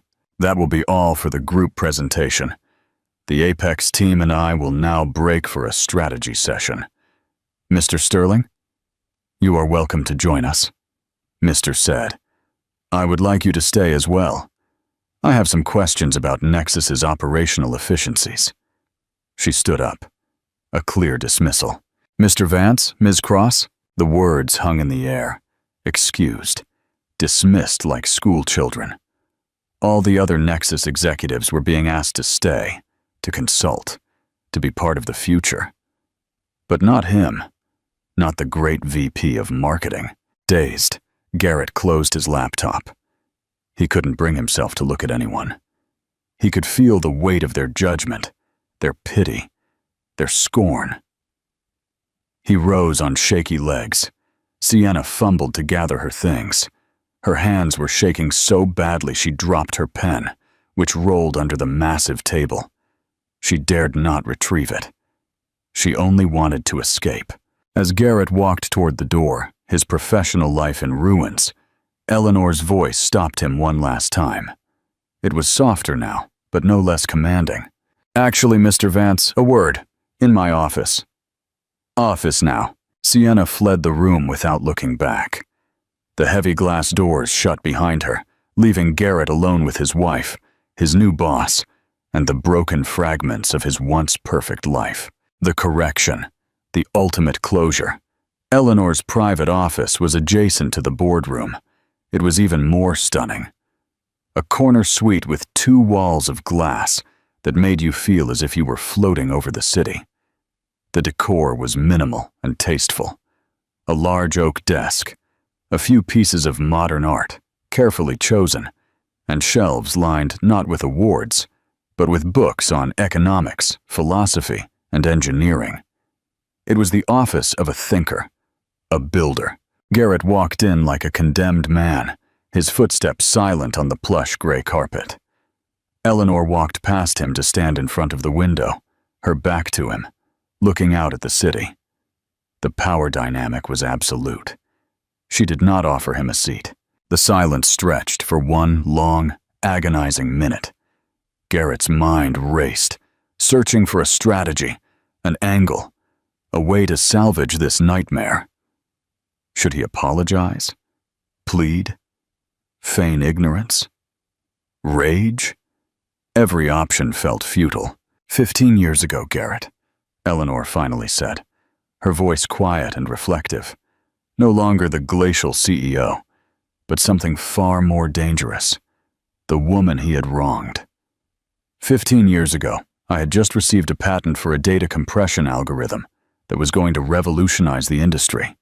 I had venture capitalists lining up. I was 28. She turned from the window to face him.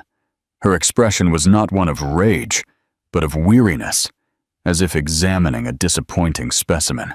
And then you got that promotion to senior director. You said we had to move to New York. You said you needed my support. You said one career in the family was enough, and yours was already on a clear trajectory. You asked me to choose.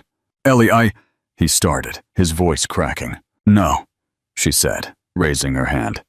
Let me finish. I was in love. I was naive. I believed in the partnership. So I chose you. I put my patent in a drawer. I put my dreams on hold. And I became Mrs. Eleanor Vance, the perfect corporate wife. I planned the dinners. I charmed your bosses. I created the serene, effortless home life that allowed you to focus solely on your ambition. Every word was a perfectly placed stone, building a wall between them. For a time, I even believed the story you told everyone, she continued, stepping closer, that I had simply retired, that I was happy with my charity work and book clubs. But then I started seeing it. The condescension, the little jokes at my expense, the way you would explain simple financial concepts to me, as if I were a child. You didn't just want a supportive wife, Garrett. You wanted a smaller one. You needed me to be small so you could feel large. He winced. The truth of her words was undeniable. He had done all of those things. I started getting bored, she said, her voice turning colder. And then, about 5 years ago, I got angry. So I took out that old patent.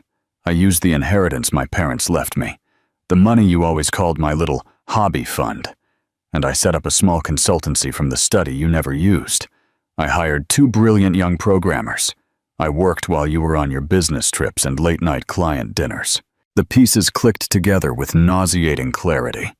The late nights she spent on her laptop that he dismissed as online shopping. Her frequent lunches with friends in the financial district. It had all been happening right under his nose. Vance Consulting became Apex Strategies, she stated simply. We don't just invest. We build. We create. We innovate. While you were busy rearranging the deck chairs on a stagnant company, I was building a fleet of battleships. And when the opportunity arose to acquire Nexus Corp, well, the irony was too delicious to pass up. Finally, the dam of Garrett's shock broke, replaced by a desperate, sputtering rage. So this is all an elaborate revenge plot. You bought my company just to humiliate me because I had an affair? Eleanor laughed, a short, sharp, humorless sound. An affair, Garrett. You are so stunningly arrogant. You think this is about Sienna Cross? She is a symptom, not the disease. I've known about your affairs for years. Tiffany, the paralegal 2 years ago, the one from HR before that. You are as predictable as you are pathetic. Your infidelity was only the confirmation of what I already knew. Our marriage was an empty shell, a business arrangement where I was the silent, unpaid partner.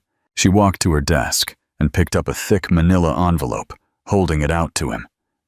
This isn't about revenge, Garrett. This is about a course correction. My course correction. He didn't take the envelope. He knew what it was. Those are divorce papers, she said. My lawyers will be in touch with yours. The penthouse is in my name. My inheritance assets are protected. You will receive exactly what you are entitled to, per the prenuptial agreement we signed, which, if you recall, you insisted on to protect your future earnings. As for your professional life, her CEO persona clicked back on. Your performance today was abysmal. Your department is bloated and ineffective. Your leadership is based on ego, not results. You are an asset liability to my company. However, firing you on day one would be messy. So here is what will happen. Your department is being restructured, effective immediately. Your role as VP of Marketing is redundant. We are creating a new temporary position for you. Special Projects Consultant, reporting directly to Rami Saeed. The final, perfect humiliation. He would report to his rival. You will be tasked with overseeing the orderly transition of assets and accounts until your position is eliminated in 3 to 6 months. Your bonus is rescinded. Your stock options are now under the control of the new parent company. You will clear out your office before the weekend. Is that clear, Mr. Vance? Garrett stood there, utterly defeated. He had lost his wife, his mistress, his job, his reputation, and his dignity in the span of a single morning. The man who had walked into the building as a king was walking out less than a commoner. He was a ghost, a footnote in the history of Eleanor Hayes's meteoric rise. Ellie, please, he whispered the name, a desperate plea for a connection that no longer existed. Eleanor looked at him one last time, her blue eyes showing no hint of pity, only a deep, final sense of closure. My name, she said, her voice as hard and beautiful as a diamond, is Ms. Hayes. The epilogue, the legacy of STEM. 6 months later, the Madrid autumn gave way to the first hints of winter. The view from the 60th floor office of Apex Strategies was crystal clear. Eleanor Hayes stood at the window, not as a prisoner in a golden cage, but as a sovereign inspecting her realm. The company thrived under her leadership. She had cut the fat from Nexus Corp as promised, and reinvested in its R&D core, breathing new life into a company that had been slowly suffocating under complacent, egotistical management. Garrett Vance's tenure as special projects consultant had ended quietly. It was, by all accounts, a profoundly humiliating experience for him. Stripped of his title, his corner office, and his authority, he had been forced to witness the company he thought he knew transformed by the wife he thought he owned. He had done the work assigned to him with a grim, joyless efficiency, a ghost haunting the halls of his former kingdom. 1 year after the acquisition, Eleanor's phone buzzed with a message from Ava Thorne. It was a link to an industry blog with a brief note. "Thought you'd find this amusing." Eleanor tapped the link. The article was a dry piece about the quarterly earnings of a mid-tier logistics company based in Valencia. Her eyes scanned the text until she found the name mentioned in a short paragraph about the company's new regional sales team, Marcus Thorne, the name he reverted to after the divorce. He had been hired as a senior account manager. It was a respectable job, but an astonishing fall from grace for a man who had once been a VP on the verge of the C-suite. He was no longer in the glossy pages of business magazines, but buried in the fine print of a minor trade publication. Eleanor felt a brief, clinical flash of something. Not pity, but a detached acknowledgement of a deserved fate. It was an echo of a life that no longer felt like hers, a ghost story whose power to frighten had long vanished. She closed the article and turned her attention to the documents on her desk. They were the first annual reports for her STEM mentorship program. Applications had tripled. 3 of her first mentees had just received full scholarships to MIT. This was her true legacy. It was not in the destruction of one man's ego, but in the building of futures for countless brilliant young women. She was building an empire not just of profit, but of potential. The snow continued to fall, burying the old world and promising a new one. Eleanor Hayes picked up her pen, a faint smile on her lips, and returned to work, the echo of Garrett Vance's name already forgotten. 3 years after Garrett Vance's departure, Eleanor Hayes was not merely a CEO, but a global authority. Apex Strategies was successfully acquiring competitors, not through hostile takeovers, but because companies sought to be integrated into its highly efficient, data-driven framework. The firm's reputation for ethical, yet ruthless optimization made it the industry leader. Eleanor was in her New York office, preparing for a major merger announcement, when her assistant buzzed in. "Ms. Hayes, there's a highly unusual email. It's from a regional consulting firm in North Carolina. They've submitted a proposal for a major market data synergy project. You told me to vet all major new pitches personally, and this one stands out." "How so?" Eleanor asked, scrolling through an unrelated financial document. "The core analytical framework is structurally sound, highly original, and mathematically elegant," the assistant reported. "It is frankly the best synthesis of emerging data we've seen this year, but the name of the lead consultant is Sienna Cross." Eleanor paused, her finger resting on the screen. Sienna Cross, the ambitious, dazzling junior analyst who had been Garrett's accomplice and had fled Nexus Corp the morning of the collapse. Eleanor had not destroyed Sienna's career, allowing her to find work in a smaller market, a deliberate act of choosing correction over annihilation. "Bring up her firm's profile," Eleanor commanded. The profile appeared. Sienna's firm was small, independent, and clearly successful. The arrogance had been replaced by a quiet professionalism in her corporate headshot. "She has done good work," Eleanor observed quietly. "The analysis is stellar. It's precisely the kind of diligence Garrett lacked." "The team flagged her history with Mr. Vance and the Nexus debacle," the assistant noted carefully. "They want to know if we should redline the proposal for ethical concerns." Eleanor leaned back in her chair, a slight smile touching her lips. This was the true test of her philosophy. Her anger at Garrett had been extinguished. He had paid the price of irrelevance. But Sienna was still a liability, a living connection to the old wounds. No, Eleanor decided. Send the proposal to Rami Saeed. Tell him to vet the numbers and the legal framework, but to ignore the historical, ethical concerns. I want a full breakdown of the project's viability. 2 hours later, Rami Saeed, the new COO, entered her office, holding the proposal. The numbers are flawless, Eleanor. It's brilliant work. It will save us 15% on Q4 forecasting.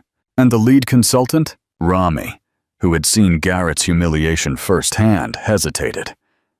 The name is uncomfortable, but if you're asking if she's capable of performing at an apex level, yes, she is. Then we will proceed, Eleanor confirmed. But there will be one condition. We will absorb her firm's proposal and team, integrating them under a 2-year contract. Sienna Cross will report directly to you, Rami. You will mentor her. Her past association with the Nexus failures must be permanently overridden by her demonstrable competence at Apex. Rami nodded, understanding the subtle brilliance of the command. Eleanor wasn't rewarding Sienna, nor was she punishing her. She was validating the work while imposing a rigorous structure, a way to guarantee that Sienna's ambition would be channeled purely into results, with no room for personal politics. Eleanor Hayes had moved so far past petty revenge that she could now extract value from the very people who had once helped tear down her life. She saw Sienna not as a rival or a threat, but as a repurposed asset, a talented mind who had paid her dues and was now worthy of investment. Her final victory wasn't just building Apex strategies. It was using that empire to build a future where competence, not comfort or cruelty. Ultimate currency. Years turned into a decade. Eleanor Hayes was no longer just the CEO of Apex. She was a recognized leader whose ideas on data-driven ethics were reshaping global business practices. She sat in her office, high above London, gazing at the intricate network of lights below, the city's arteries and veins. She had built her empire using a singular, brutal truth. Unleveraged potential is the highest form of negligence. She thought of Garrett, somewhere in Valencia, a low-level manager whose life was now a footnote. She thought of Sienna, now a respected leader within Apex, who had paid the price of ambition but gained competency. She had turned the venom of their arrogance into fuel, and the wreckage of her marriage into the foundation of a global power. Her greatest achievement was not the billions in assets, but the system she had created. A system that could recognize and cultivate value in the unlikeliest of places, in a discarded patent, in an inheritance dismissed as a hobby fund, and even in a talented but misguided former rival. The ultimate irony, she realized, was that Garrett's insult, "You're comfortable, Eleanor," had been correct. He had mistaken her comfort for complacency. He had mistaken her patience for smallness. But true comfort, she had learned, was the absence of reliance on someone else's fragile ego. It was the serene certainty that no external force could ever define or diminish her. Eleanor lifted her hand, looking at the familiar lines on her palm. The scars of the past were invisible. She had been freed by one man's arrogance and crowned by her own intellectual rigor. She was not just the CEO of Apex Strategies. She was the architect of the era of Equitas, a time where value, once underestimated, was destined to prevail. And in the silence of her high-rise office, Eleanor smiled. The story was over. Her legacy had begun. He had everything, yet nothing that made life worth waking up to. When billionaire CEO Lennox Vale collapsed alone in his marble bathroom, it wasn't the board members or brokers who saved him. It was the maid who folded his shirts, the woman he never thought twice about. Until that day. Have you ever loved someone who didn't even know you existed? until their life depended on you. She was invisible, until she breathed life back into his chest. But what began as CPR on a cold bathroom floor evolved into the kind of love that few ever witness, and even fewer survive to tell. What if the one who saved you gave you more than your life back? What if she gave you a future, a home, and then quadruplets? Before we unfold this extraordinary love story, I want to thank each one of you, my beautiful Love and Twilight's family. If this story touches your heart like it did mine, please like, share, comment below, and subscribe for more heart-healing tales. Now let's begin. At 42, Lennox Vale stood at the very summit of success, yet felt as if he were drowning in silence. From the top floor of Volitech's glass tower, he stared at the city below. The skyline sparkled like a polished jewel, one he had shaped with ambition, sleepless nights, and sacrifice. Yet this morning, none of it stirred pride within him, only emptiness. His penthouse office was a marvel of design, chrome, stone, and minimalism, but it was as sterile as the life he'd curated. He had wealth, power, and influence, but no one to share coffee with. No one who asked how he slept. No voice waiting for him when he returned home. Behind him, an assistant's voice echoed through the intercom. "Sir, your Singapore partners are ready for the 9 a.m. call." He didn't answer. Instead, he loosened his tie and walked toward the restroom, his heartbeat thunderous. A strange tightness was building in his chest. Perhaps indigestion. Maybe stress. But this wasn't normal. The moment he reached the bathroom, the world lurched. A piercing bolt shot across his chest. Lennox staggered forward, gripping the counter. His reflection blurred. Every breath came harder than the last. His knees buckled. The cold marble met his back as he slid downward. His head hit the floor with a soft thud. Silence. Then, the sound of footsteps. Keys clattered. A gasp sliced through the quiet. "Mr. Vale." It was Marisol, the woman who quietly arrived each day with groceries. The one who never spoke unless spoken to. The one who knew every corner of his apartment, every drawer, every scent of his cologne. Now she was on her knees beside him, pressing 2 fingers to his neck. "No pulse," she whispered, more to herself than anyone else. Her hands trembled, just for a second, then steadied. She called out for help, her voice loud and sharp. Then she dropped the phone and began compressions. Her palms pressed rhythmically against his chest. 1, 2, 3, breathe. Tears welled in her eyes, but she didn't stop. Her hands moved with fierce precision. She counted aloud. She didn't care about protocol or job titles. This was life and death. When the paramedics burst in moments later, they found her still working, drenched in sweat, whispering prayers between breaths. When Lennox opened his eyes, he saw white. Not clouds, not heaven, hospital lights. A slow beep filled the air. He blinked, trying to make sense of the wires, the tightness in his chest, the ache in his limbs. "You're awake." That voice. He turned. There, sitting beside his bed, was Marisol. Her braid was loose, her blouse slightly wrinkled, her cardigan clutched around her shoulders like armor. "What happened?" "You collapsed," she said gently, rising to pour him a cup of water. "Cardiac arrest. I found you. You weren't breathing." "You were there," he murmured, accepting the water with a trembling hand. "I did what I could. CPR. Until help arrived."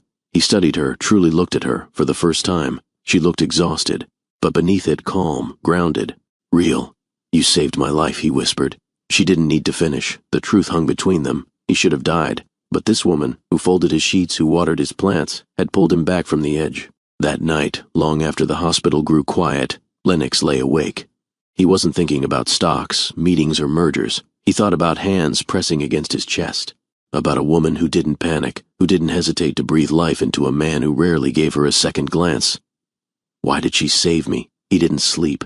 2 days later, the cardiologist confirmed the diagnosis, a genetic heart condition, undiagnosed, silent, fatal if untreated. He'd need to adjust his life, medication, diet, and most of all, stress management, which for a CEO was another way of saying stop being who you are.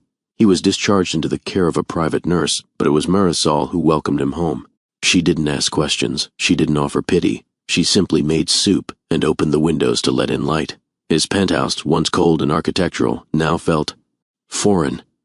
It wasn't a home, it was a shrine to ambition. Lennox sat on the edge of his bed that evening, the skyline stretching beyond the windows. He looked at his phone, 37 missed calls, half a dozen unread contracts, and a dozen emails flagged urgent. He put the phone down. Instead, he wandered into the kitchen. Marisol was humming, a soft, unfamiliar melody. She turned, startled to see him. "Sorry, I didn't hear you." "That song," he said. "What is it?" She smiled. "A lullaby." My grandmother used to sing it when I was little. Lennox leaned against the wall, watching her stir a pot on the stove. There was something deeply human in her presence, a calmness he hadn't known he needed. I've never heard it before. It's old, she replied. From my village in Veracruz. He hesitated. Would you sit with me? She blinked. Of course. He pulled out a chair at the small breakfast table. When she brought him a bowl, he waited until she sat too. They ate in silence at first. Then, slowly, she told him about her family. 2 younger siblings she helped raise after her parents passed. How she'd once dreamed of becoming a therapist. How life had redirected her path. And he told her things he'd never told anyone. About his father, cold, transactional. About the company, how it consumed everything. About the loneliness no amount of power could fill. When she laughed, he felt the sound warm something deep inside him. When she listened, he felt heard for the first time. He looked at her, and for once, he didn't see Steph. He saw her. Marisol Lennox woke the next morning to the smell of cinnamon and honey. For a moment, he thought he was dreaming. Then he heard the clinking of plates, the faint scrape of a chair being moved in the kitchen. He sat up slowly, the pressure in his chest now dulled into an ache, a reminder of how close he'd come to the edge. As he stepped out of the bedroom, he found Marisol at the kitchen counter, quietly pouring tea into a handmade ceramic cup. Her hair was still damp from an early shower, pulled back loosely. She wore a soft knit sweater and gray slacks, neat, practical, and serene. You're up early, she said without turning. I smelled something sweet. She looked over her shoulder. It's pan dulce, my grandmother's recipe. He watched her set out 2 plates, each with a warm golden bun dusted lightly with sugar. She added a small bowl of sliced fruit and a dish of honey. Sit, she said softly. You need to eat. He sat across from her, watching her as she sliced a strawberry with graceful ease. You didn't have to do all this. Marisol shrugged. Old habits. My mother always said care starts in the kitchen. They ate in silence again, but this time it wasn't uncomfortable. It was peaceful, unforced. As he chewed, Lennox realized he couldn't remember the last time someone made breakfast for him, simply because they cared. Not for a meeting, not for a pitch, not as a power play, but as a quiet act of kindness. I never noticed you humming before, he said after a while. I usually don't when people are home. He took a sip of tea. How long have you worked here? 3 years, his brow furrowed. That long? She gave a small, amused smile. Yes, Mr. Vale. He winced. Lennox. Marisol hesitated, then nodded. Lennox. There it was again. That shift. Something invisible but undeniable. Later that day, a nurse from the agency arrived to check his vitals and go over post-discharge protocols. Marisol stood quietly in the hallway, giving them space. Yet whenever he turned his head, she was there. A shadow of reassurance, a steady presence. When the nurse left, Lennox asked her, Why didn't you leave when I was in the hospital? Most people would have taken the time off. She looked down at the rug beneath her feet. You needed someone to come home to. Those words lingered in the air. Not because they were grand or dramatic, but because they were true. That evening, he found himself standing outside her guest room, hesitating. Marisol? He called softly. The door opened a crack. Yes? He cleared his throat. Would you join me for tea? Just, if you're not too tired. A pause. Then the door opened wider. I'd like that. They sat in the living room, the city lights twinkling beyond the windows. She curled her legs beneath her on the sofa, holding her mug with both hands. Do you ever miss it? He asked. Your hometown? Every day, she said. But missing it reminds me of why I left, so my siblings could finish school, so they could have chances I didn't. He nodded, eyes fixed on the skyline. You're the strongest person I've met.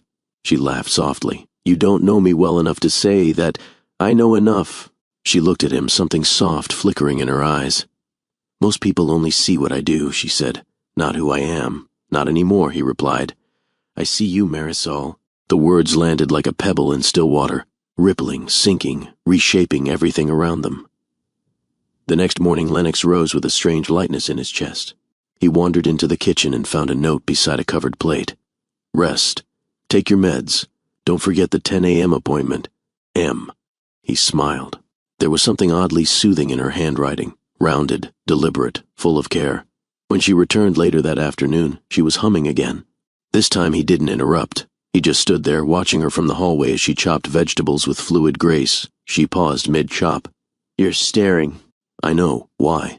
Because I've lived in this penthouse for 8 years, and it's never felt like a home. Until now. Over the next week, routine took on a rhythm Lennox hadn't expected. They had breakfast together, She reminded him to rest. He asked about her family. She told him about her brother, who wanted to be an architect, and her sister, who sang in her church choir. He learned her favorite color was seafoam green. She learned he had a secret love for 1970s jazz. He realized he laughed more when she was around. She realized he was far lonelier than he let on. One night, after dinner, Lennox found her in the den, folding laundry she had insisted didn't need to be sent out. "You don't have to do that," he said from the doorway. "I know. Why are you?" She folded a shirt and placed it on the pile. "Because care doesn't always ask for permission." He stepped closer. "That's what you do, isn't it? You take care of people." She nodded. "That's what I've always done. Who takes care of you?" She looked up. "No one, really." Lennox didn't know what to say, so he said the only thing that felt honest. "I'd like to." The world outside moved fast, faster than Lennox could follow. Emails flooded in. The board requested updates. Clients called. His phone buzzed without pause, but he ignored it all. For the first time in his adult life, Lennox Vale chose stillness. He chose to sit in his sunroom, sipping herbal tea while the morning light warmed his shoulders. He chose to let someone else, Marisol, set the rhythm of the day. She never rushed him, never treated him like a task to manage. She simply moved through his world with calm precision, bringing with her a sense of ease he hadn't known he needed. One afternoon he found her kneeling beside a large planter, repotting one of his mother's old orchids. "You know how to care for those?" he asked. She looked up, cheeks smudged with soil. "They just need attention and patience." He sat nearby, watching her hands gently loosen the roots. "I always thought they were too delicate," he admitted. "They're not," she replied. "They just bloom quietly." He didn't miss the meaning in her words. Behind him he heard Marisol's soft footsteps. She stopped at the threshold, watching. "I didn't know you played." "I don't," he replied. "Not anymore. You should—" He looked at her over his shoulder. "Why?" "Because you're still here," she said. "And that's reason enough." He turned back to the keys. That night he played a simple melody, and though he hit the wrong notes more than once, he didn't stop.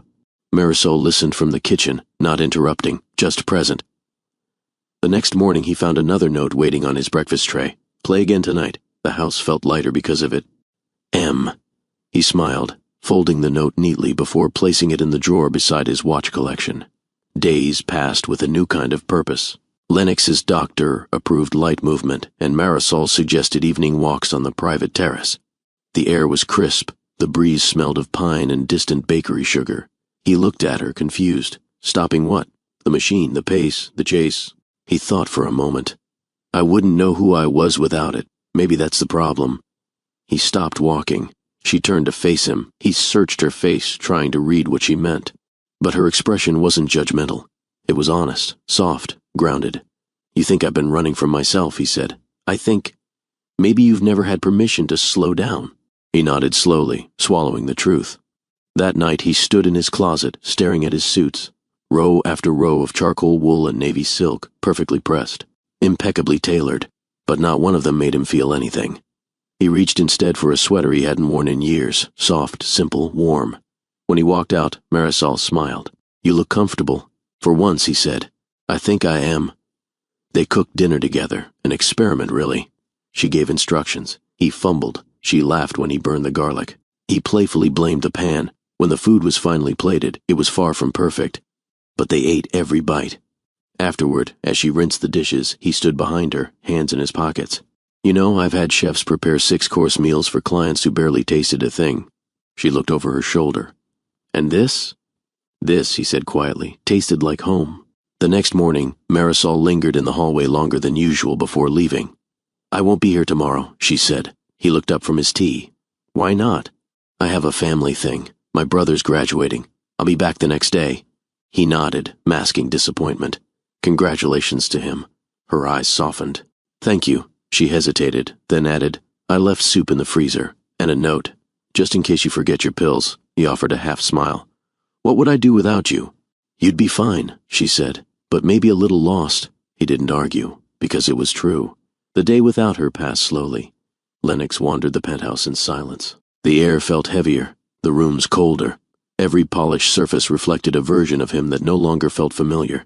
He sat at the piano again, played. Poorly, but her absence was loud, and her return the next day brought light back in. That evening he told her something he hadn't told anyone. "When I was 12, my father told me I had to earn love, that it wasn't something freely given." Marisol looked at him, eyes wide with quiet sorrow. He continued, I believed him, so I spent the next 30 years trying to earn it. From teachers, from clients, from people who never truly knew me. She stepped closer. You don't have to earn it from me. He looked at her, uncertain. I see who you are, she said, and you are enough. It began with a song. Marisol wasn't trying to impress anyone. She wasn't even aware he was near.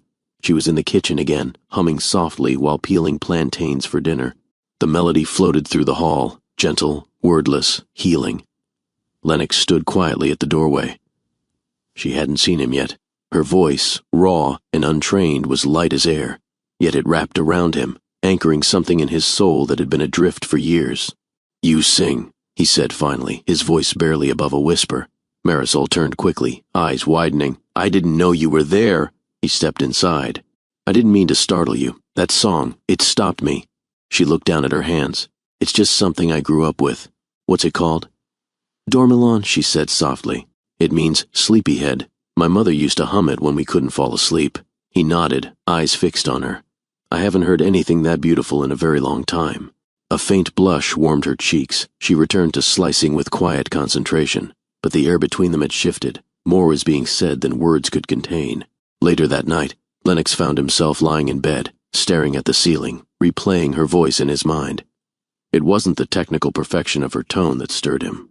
It was the intimacy, the way her sound made space feel safer, softer. For years, silence had been his companion, cold, necessary, professional. Now it felt empty. He wanted more of her voice, more of her stories, her glances, her laughter when he mistook cumin for cinnamon. The next day they found themselves in the study, Marisol organizing bookshelves, Lennox browsing. I didn't know you liked poetry, she said, holding up a well-worn collection by Pablo Neruda. He shrugged. Only when no one's watching, she smiled. It's one of my favorites. He hesitated. Would you read me something? She blinked. Now. Now. Marisol opened the book and turned to a marked page. Her voice again was untrained, but her cadence was rich with meaning. I want to do with you what spring does with the cherry trees. She stopped. Lennox met her gaze, his eyes unreadable. Why that one? She closed the book. Because it reminds me that love doesn't always come loudly. Sometimes it just blooms quietly, like spring. They didn't speak of the moment again, but it lingered, in the way she brushed past him in the hall, slowly, in the way he noticed when she wasn't near. That weekend he found her on the terrace sipping warm tea and watching the sky change colors. He joined her wordlessly. For a while, neither of them spoke. Then she said, Do you ever wonder what people see when they look at you? He turned his head toward her. Often. And what do you think they see? He paused. Control, confidence, success. He hesitated.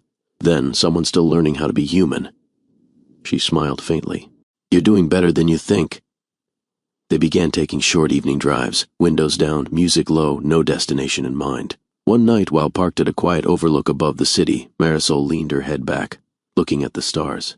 I used to wish on them as a child, she murmured. I thought if I asked nicely, they'd listen. What did you wish for? She didn't answer immediately.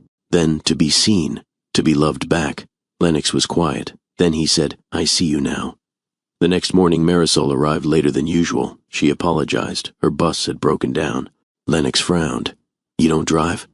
I used to, she said, setting her things down. But I sold my car years ago. Too expensive to maintain. He said nothing.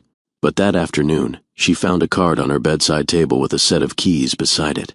She opened it. For every morning you showed up for me. This is just one way to help you arrive easier. She stood in the doorway of his office, card in hand. I can't accept this. You already have, he said gently. Her voice wavered. Why are you doing this? He looked up straight into her eyes.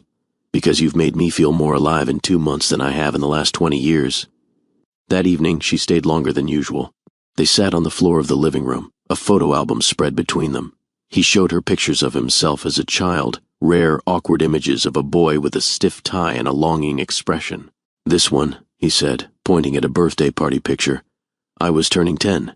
There were 50 guests. Not one of them stayed past the cake. Marisol's eyes welled slightly. You looked so small.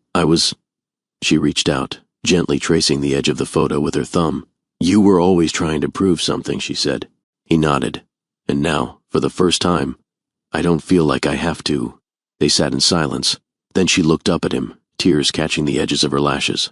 "I never thought I'd matter this much to someone like you." He cupped her face gently, his thumb grazing the curve of her cheek. And without fanfare, without orchestration, he kissed her. Soft, certain, unrushed. When they parted, she rested her forehead against his. "You're not who I thought you were," she whispered. "I'm finally becoming who I was meant to be," he replied. Rain painted the city in long streaks of silver as Lennox pulled his car to the curb outside a modest brownstone. The windshield wipers hummed softly, keeping rhythm with the quiet storm outside and the louder one within him. Beside him in the passenger seat, Marisol reached for the door handle. "Thank you for driving me," she said, her voice gentle, almost too quiet over the sound of the rain. He didn't respond immediately. Instead, he watched the droplets collect on the glass, each one catching bits of streetlight. When she touched the handle again, he spoke. "Wait." She turned, her hand frozen. His fingers tightened around the steering wheel. "I don't want tonight to end." The honesty in his tone surprised even him. Marisol offered a faint smile. "Neither do I." He exhaled, then slowly looked at her. "Then don't go," she blinked. "Lennox, stay." Her lips parted, uncertain. "I don't mean forever," he added quickly. I want to wake up tomorrow and hear your voice. I want to have coffee with you. I want more of today." A long silence passed. Then, without a word, she withdrew her hand from the door. He drove them home. Back at the penthouse, the city's glow filtered softly through the floor-to-ceiling windows. Marisol stood in the hallway, fingers curled around the handle of her weekend bag. She'd packed lightly, never assuming anything. "I'll stay in the guest room," she said gently. Lennox nodded. "Of course." He lingered in the doorway after she disappeared inside. It wasn't about proximity, it was about presence. She was still here. In the days that followed, everything felt different, yet beautifully familiar. They moved through the same routines, breakfast, small talk, music in the background. But now, every glance held weight, every brush of hands carried meaning. One morning he noticed she'd arranged flowers in a cobalt blue vase on the dining table. "I don't remember buying those," he said, approaching them. "You didn't. I picked them up from the corner stall. You needed color in here." "You were right," he said softly. Marisol smiled. "I usually am." He laughed, a sound more frequent these days, more sincere. They began sharing more, books, memories, dreams. One afternoon, he found her sketching on the back of an old envelope. "You draw?" he asked, leaning over her shoulder. She quickly folded the paper. "Only sometimes. Let me see." She hesitated, then opened the envelope and turned it toward him. It was a pencil sketch, simple but striking, of a woman sitting on a bench under a tree, wind lifting her hair. "It's beautiful," he said. "Is it someone you know?" She smiled. "It's someone I wish I knew better, a version of me that used to believe in quiet moments." He stared at the image, then at her. "I think I'm starting to meet her." That evening they made dinner together again. He burned the rice. She saved it with fresh cilantro and laughter. They ate by candlelight, not planned, but organic. Afterward, he pulled out the old record player he hadn't touched in years. A soft jazz record crackled to life. He offered his hand. "Dance with me?" She hesitated. "There's no one watching?" He shook his head. "Only me, and I like what I see." She placed her hand in his. They moved slowly across the living room floor. No rehearsed steps, no performance, just sway and breath, heartbeat and warmth. When the song ended, he didn't let go. He whispered, "I'm falling for you." Her gaze met his, steady, searching. "I know," she said softly. "I feel it too." The next morning they sat on the balcony wrapped in a shared blanket, sipping tea. A delivery van pulled up in front of the building. Marisol tilted her head. "Expecting something? Maybe." A few minutes later, a package was placed in her hands, small, neatly wrapped in ivory paper. She looked at him, puzzled. "You didn't have to open it." Inside was a journal. On the first page in his handwriting were the words, "For the stories you haven't told yet. I hope they all have happier endings." Tears sprang to her eyes. "I don't know what to say." She closed the journal gently. "I think I will." That night they lay side by side on the couch, watching a classic film. She fell asleep with her head on his shoulder. He didn't move, just listened to her breathing, his hand resting over hers. In the flickering light of the screen, Lennox knew something with complete certainty. She had become his calm, his rhythm, his home. The invitation arrived on soft cream stationery, engraved with gold trim and Lennox's name embossed at the top. It was a formal charity gala, hosted by a major investor of Valitech. Attendance wasn't optional, it was expected. For years, Lennox had shown up to these events alone, arm in arm with a signature cocktail and a rehearsed smile. But this time felt different. This time he wanted to be seen, truly seen, not with a socialite, not with someone from his world, but with someone who made his world feel real. He wanted Marisol by his side. When he handed her the invitation over breakfast, her first reaction was silence. Then she looked up slowly. "You want me to come with you?" "Yes, as your—" He didn't flinch. "As someone who matters." She looked down at her teacup, fingers gently circling the rim. "Lennox, I don't have anything to wear to something like this." He reached into his jacket and pulled out a simple card. "This is for you. No pressure. Just find something you feel beautiful in." Her brows lifted. "I don't need you to dress me." "I know," he said softly. "You already have everything you need. I just want to see you shine."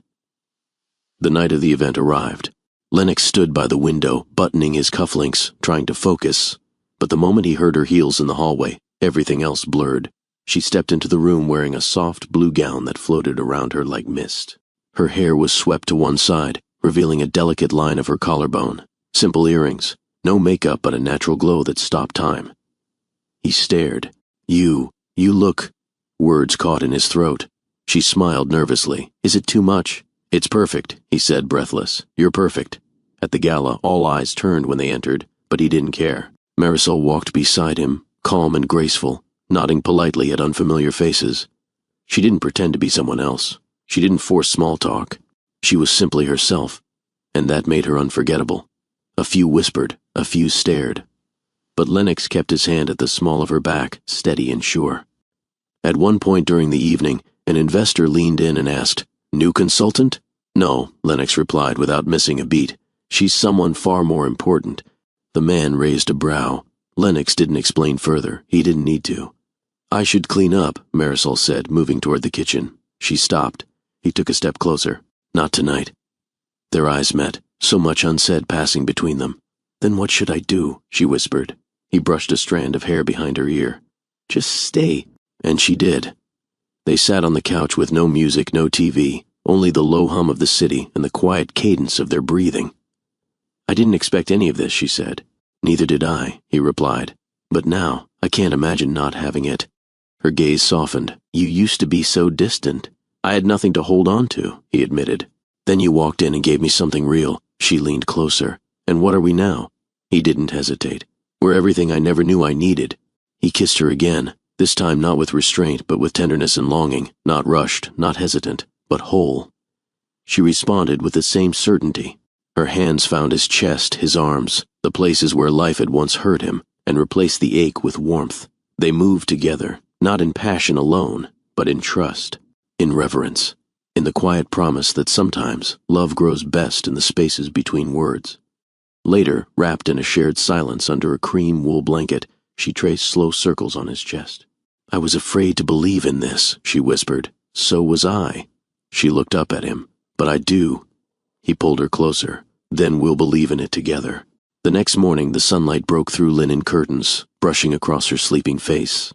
Lennox lay beside her, watching. For the first time in years, he didn't wake to dread. He didn't reach for his phone. He didn't think about deadlines or charts. He just watched the woman beside him breathe. She stirred, eyes fluttering open. "Hi," she whispered. "Hi," he replied, smiling. She tucked her head into the crook of his neck. "You're different in the morning," she teased. "I've never had a reason to be soft before," he murmured. Later that day, as she folded clothes in the laundry room, he leaned against the doorframe watching her. "What are you thinking about?" she asked. He shrugged. "About how many years I spent collecting things, instead of building something." She paused. "And what are we building now?" "A life," he said. "One that doesn't need to impress anyone but us." Days no longer passed unnoticed. They were measured now, not in deadlines, but in the small, tender rituals Lennox and Marisol created together. Mornings began with shared silence over coffee, eyes meeting between sips. Afternoons passed with books open on opposite ends of the couch, toes brushing beneath the cushions. Evenings were for music, sometimes classical, sometimes a soft playlist Marisol had introduced him to. She called it healing noise. Lennox called it home. One Saturday, while rearranging the pantry, Marisol uncovered an old guitar. "I used to," Lennox said, surprised it still existed. She handed it to him. "Play for me." He sat, tuning the strings gently, then strummed a few tentative chords. The sound was rough at first, but as his fingers found rhythm, the room began to shift. Marisol leaned against the counter, arms folded, smiling faintly. You have a good memory, she said. He looked up at her. You've made me remember. Later that afternoon, as they shared fresh pineapple slices over a late lunch, Lennox asked, Have you thought about what you'd do if you weren't here? Marisol tilted her head. You mean career-wise? He nodded. If everything else in your life hadn't needed sacrificing, if you had the time, the support, the freedom. She didn't speak for a moment.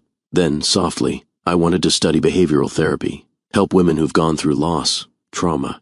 He listened quietly, letting the weight of her words settle. And why did you stop? He asked. My parents died, she said. I became responsible for Carlos and Maria. Rent was due. Tuition wasn't an option. He reached for her hand. It still is. She shook her head gently. It's too late. No, he said, voice firm but tender. It's just beginning. That evening she found a brochure on her nightstand, adult degree programs in therapy and mental health studies. A sticky note stuck to the cover read, Whatever you dream, I'll stand behind it. She stared at it for a long time, her fingers trembling just slightly. As fall settled over the city, the air grew crisp. Trees along the avenue blushed red and orange. Lennox and Marisol began taking long walks beneath golden skies. On one such walk, she paused by a storefront with a display of children's books. She smiled, eyes distant. I used to imagine reading stories to a child at bedtime, she said. A little voice asking for just one more. Lennox turned to her. You never told me you wanted kids. She gave a small shrug. I was told I might never have them, years ago, after my illness. It's something I've tried not to hope for. He was silent, not because the thought frightened him, but because it didn't. I always thought I wouldn't make a good father, he said finally. I didn't have a model. You don't need a model, she whispered. You need heart. He looked at her, and without hesitation said, Then I'd want that, with you. Her eyes searched his. Are you sure? He took both her hands. I've never been more sure of anything. They didn't speak about it again for a few weeks, but the idea lingered. It colored their conversations, softened their laughter, and added something unspoken to every touch. They visited the farmer's market together one Saturday, choosing ingredients for a soup Marisol wanted to make from her childhood. While she debated between two varieties of squash, Lennox noticed her pause, placing a hand over her lower abdomen. You all right? He asked. She nodded, but her brow was furrowed. Just a bit dizzy. Later, she attributed it to fatigue.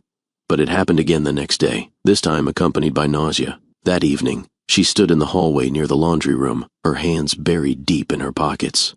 I don't want to panic, she said quietly. Lennox looked up from the sofa. Talk to me, she walked over slowly. I found one of the tests, from that grocery run you made weeks ago, the just-in-case one. His heart skipped, and, she hesitated, then reached into her cardigan pocket. She handed it to him, face down. He turned it over. 2 lines, he stared at them, unable to breathe. I took 2 more, she said. Same result. For a full minute, neither of them spoke. Then Lennox sat forward, elbows on his knees, test still in hand. You pregnant? She nodded. He ran a hand through his hair, then looked up, eyes wide and wet.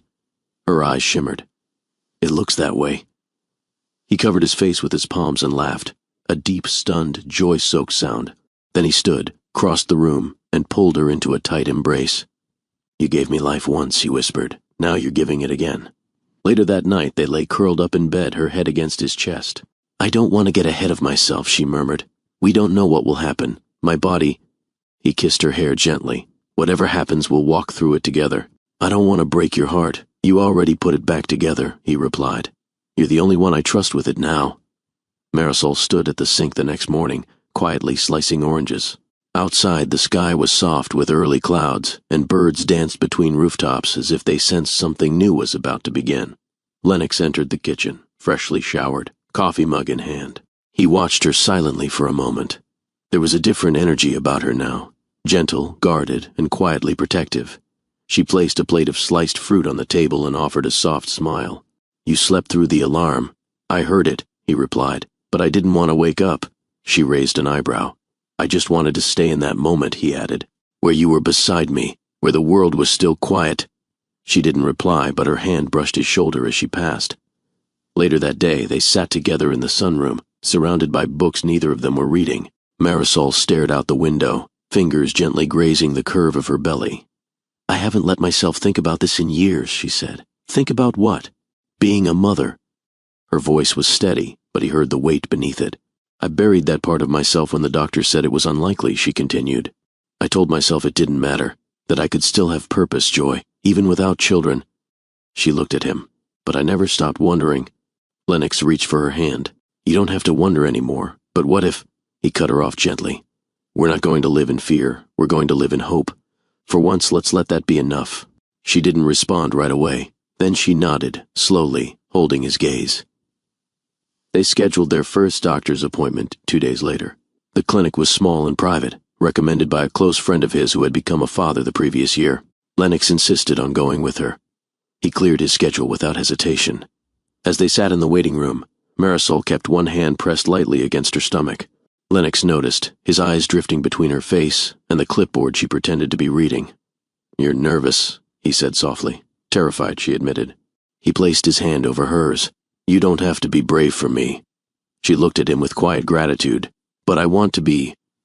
Inside the exam room, time moved in fragments. The hum of equipment, the shuffle of the technician's gloves, the cold touch of gel against skin. Lennox held her hand the entire time, his thumb brushing across her knuckles. They watched the monitor together, both barely breathing. The room was silent. Then came the faint, unmistakable rhythm, a heartbeat, then another, then another, and another. The technician glanced at them, a faint smile on her lips. Well, you're not imagining things. Lennox blinked. Wait, how many? 4, she said calmly. 4 strong heartbeats. Marisol's eyes welled instantly. Lennox sat back, stunned. Quadruplets? He echoed. The technician nodded, adjusting the monitor for clarity. Each developing right on track. Back in the car, they sat in silence. It wasn't shock. It was something else, something too big to name. He turned to her, wide-eyed. 4. Marisol. 4.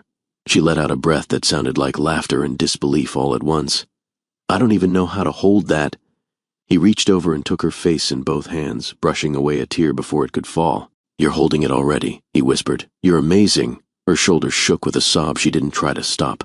I'm scared, so am I, he said. But I'm also more in love with you than I ever thought possible. She buried her face into his chest.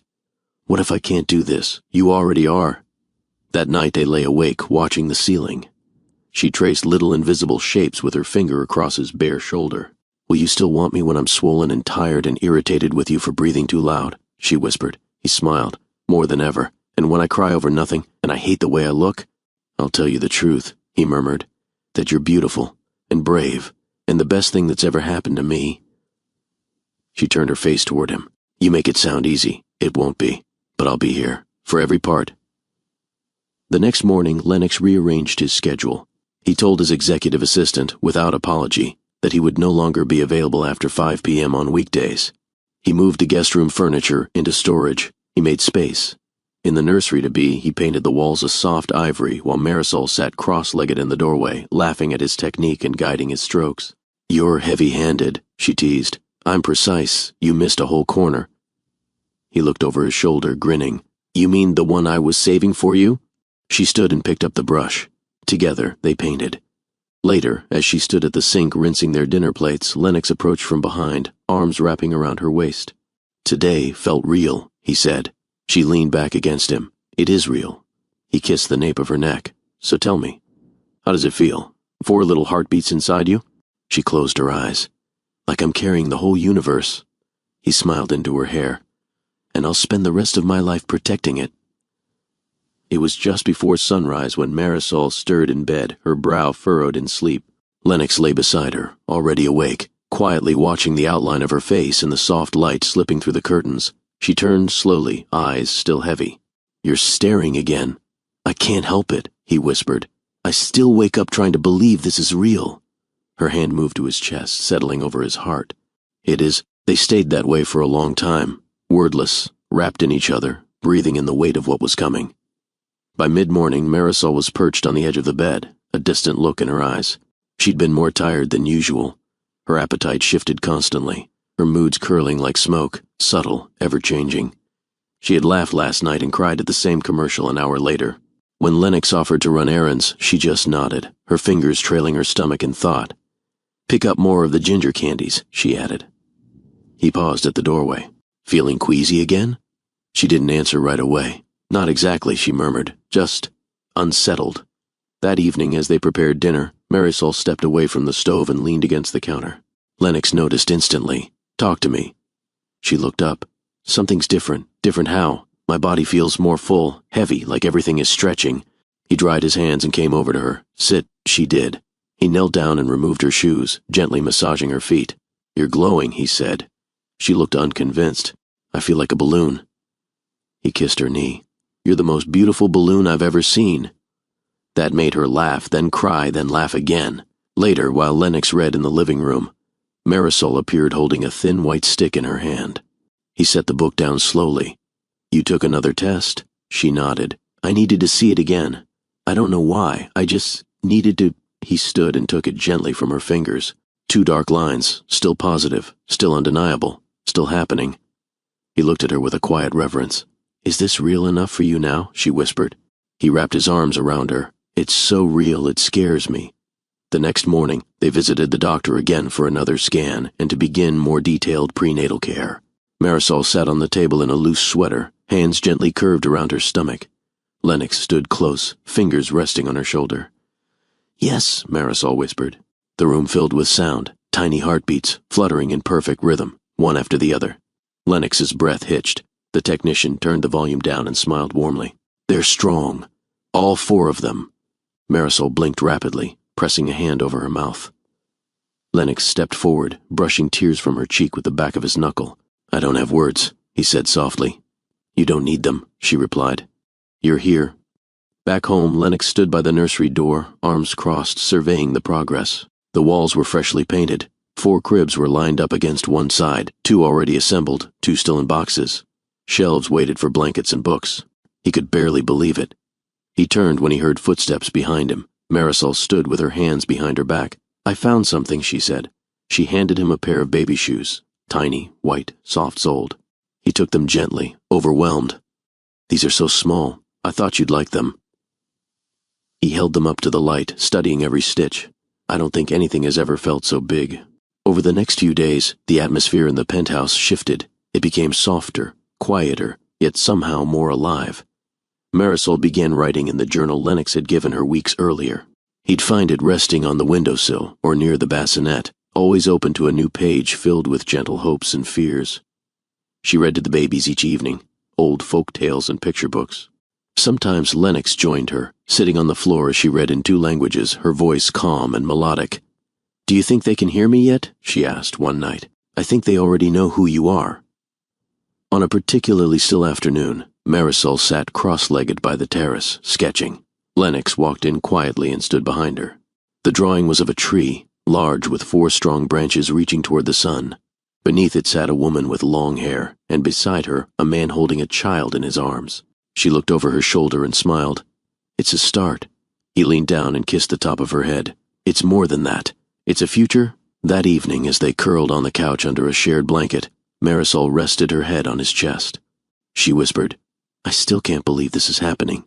Lennox exhaled deeply, his arm around her. "Me neither," he said, "but I'm not letting go of it. Not for anything." She tilted her face toward his. "Promise me something? Anything. When it gets hard, and it will, promise me you won't disappear." He nodded, pulling her closer. "I'm not going anywhere." The waiting room was quiet, softened by pastel walls and the hum of distant monitors. Lennox sat beside Marisol, fingers laced with hers, his foot gently tapping against the floor in a slow, uneven rhythm. She was calm on the outside, but he could feel the tension beneath her stillness. Their last visit had confirmed everything, but today the scan would show more: development, growth, how each of the 4 heartbeats had progressed. 4. Even now the word sent a ripple through his chest. It felt both miraculous and overwhelming. "Have you thought of names?" Marisol asked quietly. He looked at her, surprised. "You have?" She opened her mouth, but just then the nurse called her name. Marisol squeezed his hand tightly. "Later," she whispered. Inside the ultrasound room, the air felt heavier somehow, more intimate. Marisol lay back on the reclined table. Lennox sat beside her, holding her hand, his thumb gently stroking hers. The technician entered and greeted them with a warm nod. "Back again, I see." "Back for a miracle update," Lennox replied. The technician dimmed the lights and prepped the equipment. As the gel spread across Marisol's stomach, Lennox leaned in closer, unable to take his eyes off the monitor. The screen came to life, first a soft blur, then movement. Marisol exhaled slowly, a hand resting over her chest. "Here's baby 2, looking active." Then a third heartbeat appeared, fluttering in perfect rhythm. And baby 3, nice and steady. The final image came into view. Baby 4, the technician said, and all 4 are holding up beautifully. Marisol turned her head toward Lennox, who had gone still. His eyes were locked on the screen, his jaw set, but his expression was soft, utterly undone. He brought her hand to his lips and kissed it once. "You're doing this," he whispered. She smiled faintly. "We're doing this." Back in the car they sat quietly. The city moved on around them. Cars honked, people passed by with phones in hand, but inside their world everything was still. 4 babies, not just a concept anymore, not just faint flutters on a screen. They were real, measurable, growing, full of life. Lennox looked over at her, then reached into the back seat and pulled out a small gift bag. "What's this?" she asked, surprised. He shrugged. "Something I picked up last week. I was waiting for the right moment." Inside was a tiny gray onesie with the words made from love embroidered across the chest. Marisol pressed it to her heart, eyes filling. "I don't even have words." "You don't need words," he said, reaching for her face. "You've given me everything already." That weekend, they started preparing in earnest. The nursery was no longer a vague idea. It became a blueprint in motion. Lennox converted his former office into a second nursery space. They painted walls in soft tones, sage and warm ivory in one room, lavender and dusty blue in the other. 4 cribs were ordered, 4 sets of bedding, 4 mobiles, 4 rocking chairs. He read articles late into the night, subscribed to newsletters, spoke with a pediatric consultant via video call. Marisol watched him silently as he scribbled notes one night, glasses perched on the tip of his nose. "You're nesting?" she teased. "I'm preparing." She leaned over the back of his chair. "It's adorable." He looked up. "Is it?" She kissed his cheek. "Yes." By the second week of preparation, their calendar filled with appointments, nutritionists, wellness coaches, a birthing class designed for high-risk pregnancies. Marisol handled it with grace, even as fatigue crept in. Lennox was there for every moment, handing her water, propping pillows under her feet, adjusting meal plans, massaging her shoulders during evening stretches. One night she woke to find him sitting beside the bed, softly humming one of the lullabies she had once sung in the kitchen. He hadn't noticed she was awake. She reached for his hand. "You're scared too, aren't you?" He didn't pretend. "I'm terrified," he admitted, "but I've never wanted anything more." A week later they visited a specialty imaging center for a 3D ultrasound. Marisol lay on the table once again, and this time the images were sharper, tiny fingers, the curves of cheeks, the fluttering of eyelids. Lennox stared at the screen in awe. He whispered, "They already have your nose." Marisol chuckled. "Poor things." "No," he said, brushing a hand through her hair. "Lucky." When the technician turned the screen slightly, baby 3 kicked hard enough to startle everyone. "Well," she said, laughing, "we know who's going to be the feisty one." Lennox shook his head in disbelief. "They're real, all of them. I can't get over it." Marisol turned her head to him, eyes brimming. "Neither can I." That night, back home, she placed his hand on her belly as the babies moved together for the first time. He gasped softly. "That's them." She nodded. "It's the beginning." They lay back on the couch together, hands entwined over her stomach, the city lights flickering behind the curtains. "I thought my legacy would be the company," he whispered. She turned toward him. "And now?" He kissed the edge of her jaw. "Now I know it's them. It began just before dawn." Marisol shifted beneath the covers, her breath catching in her throat. At first she thought it was a cramp, maybe one of the harmless contractions her doctor had warned her about. But then came another, stronger, more deliberate. She sat up slowly, pressing her hand to her belly. The babies weren't kicking, they were quiet, still, but something deep inside her had changed. She inhaled sharply through her nose. "Lennox." He stirred beside her, blinking. "What is it?" She turned to face him, her voice low and certain. "It's time." Everything after that moved in measured urgency. Lennox jumped out of bed, already reaching for the hospital bag they'd packed 2 weeks prior. He called the hospital, alerting them they were on their way. Marisol leaned on the edge of the bed, breathing through another contraction. He was calm, but his eyes never left her. "You're doing great," he said, brushing her hair back. "We've got this." The car ride was quiet, save for her soft breathing and the occasional squeeze of his hand.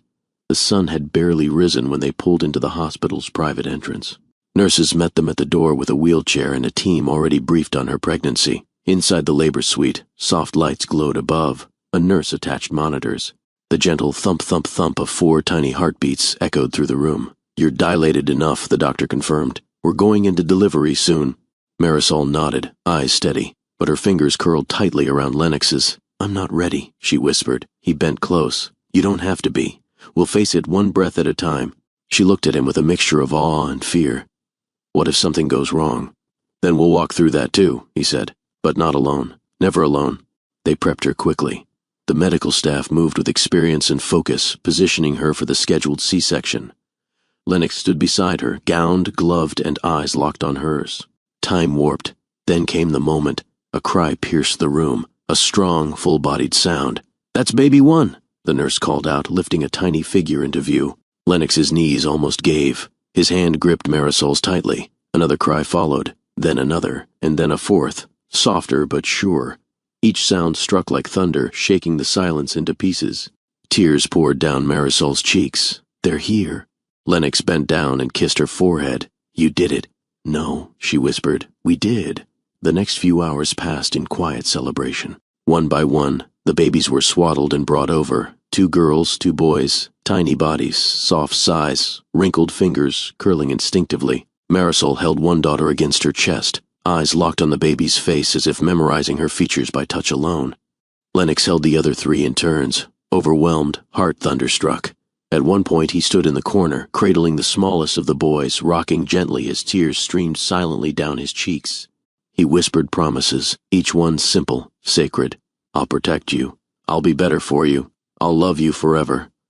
By late afternoon, the new family was settled in a private recovery suite. Marisol lay in bed, glowing with exhaustion. The babies rested nearby in bassinets, each one swaddled in warm-toned blankets with hand-stitched tags. "Baby A, Baby B, Baby C, Baby D." Lennox paced slowly between them, watching their chests rise and fall. He finally sat beside Marisol and took her hand. "How are you feeling?" he asked. "Sore," she replied, smiling softly, empty, and full at the same time. He nodded. "You're incredible." She looked toward the bassinets. "They're perfect." He followed her gaze. "You're perfect." Later that night, a nurse entered quietly to check vitals. She paused beside Lennox, who was now asleep in a chair, one hand resting over a bassinet. She whispered to Marisol, "He hasn't taken his eyes off them all day." "I know," she replied. "He's already theirs."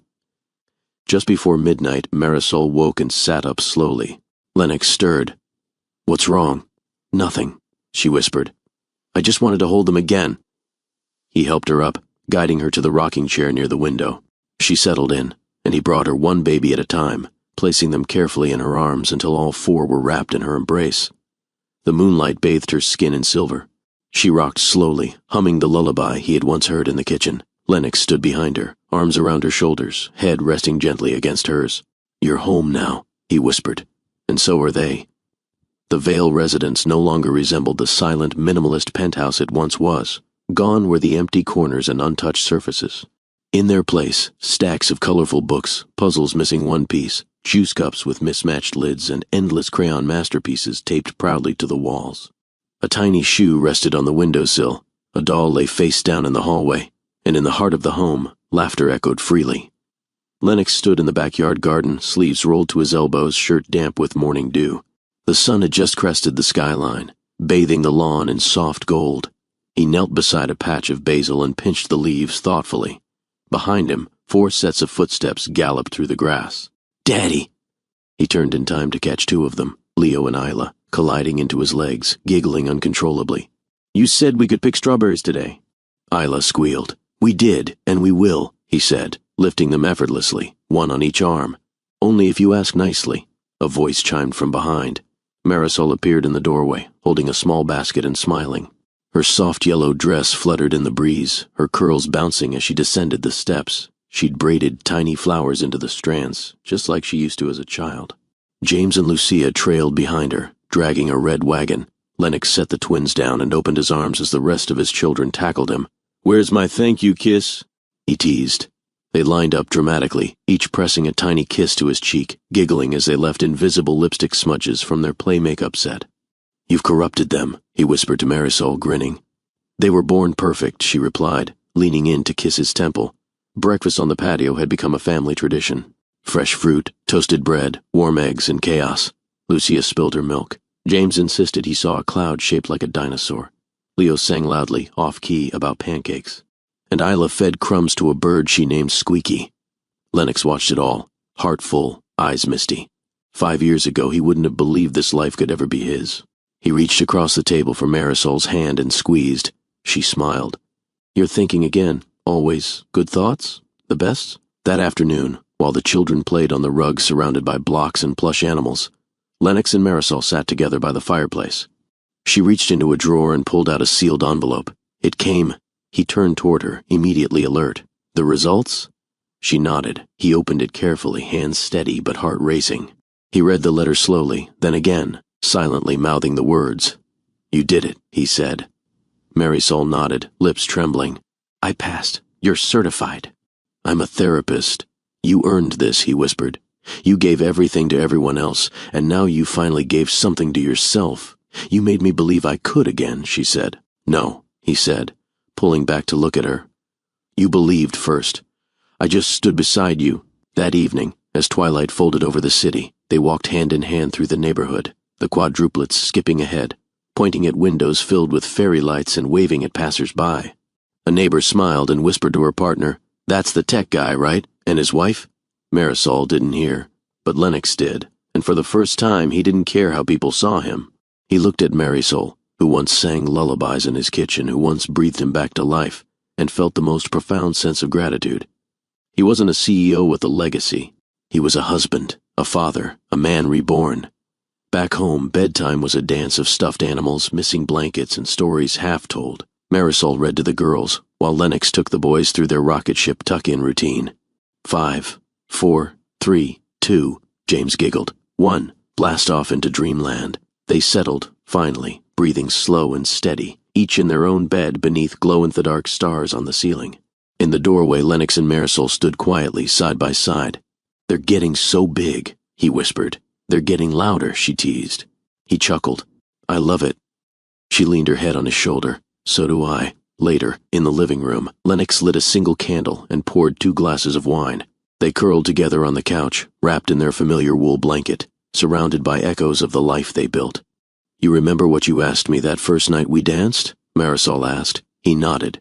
"If you'd dance with me even if no one else was watching." "Well," she said, lifting her glass, "they've all been watching now."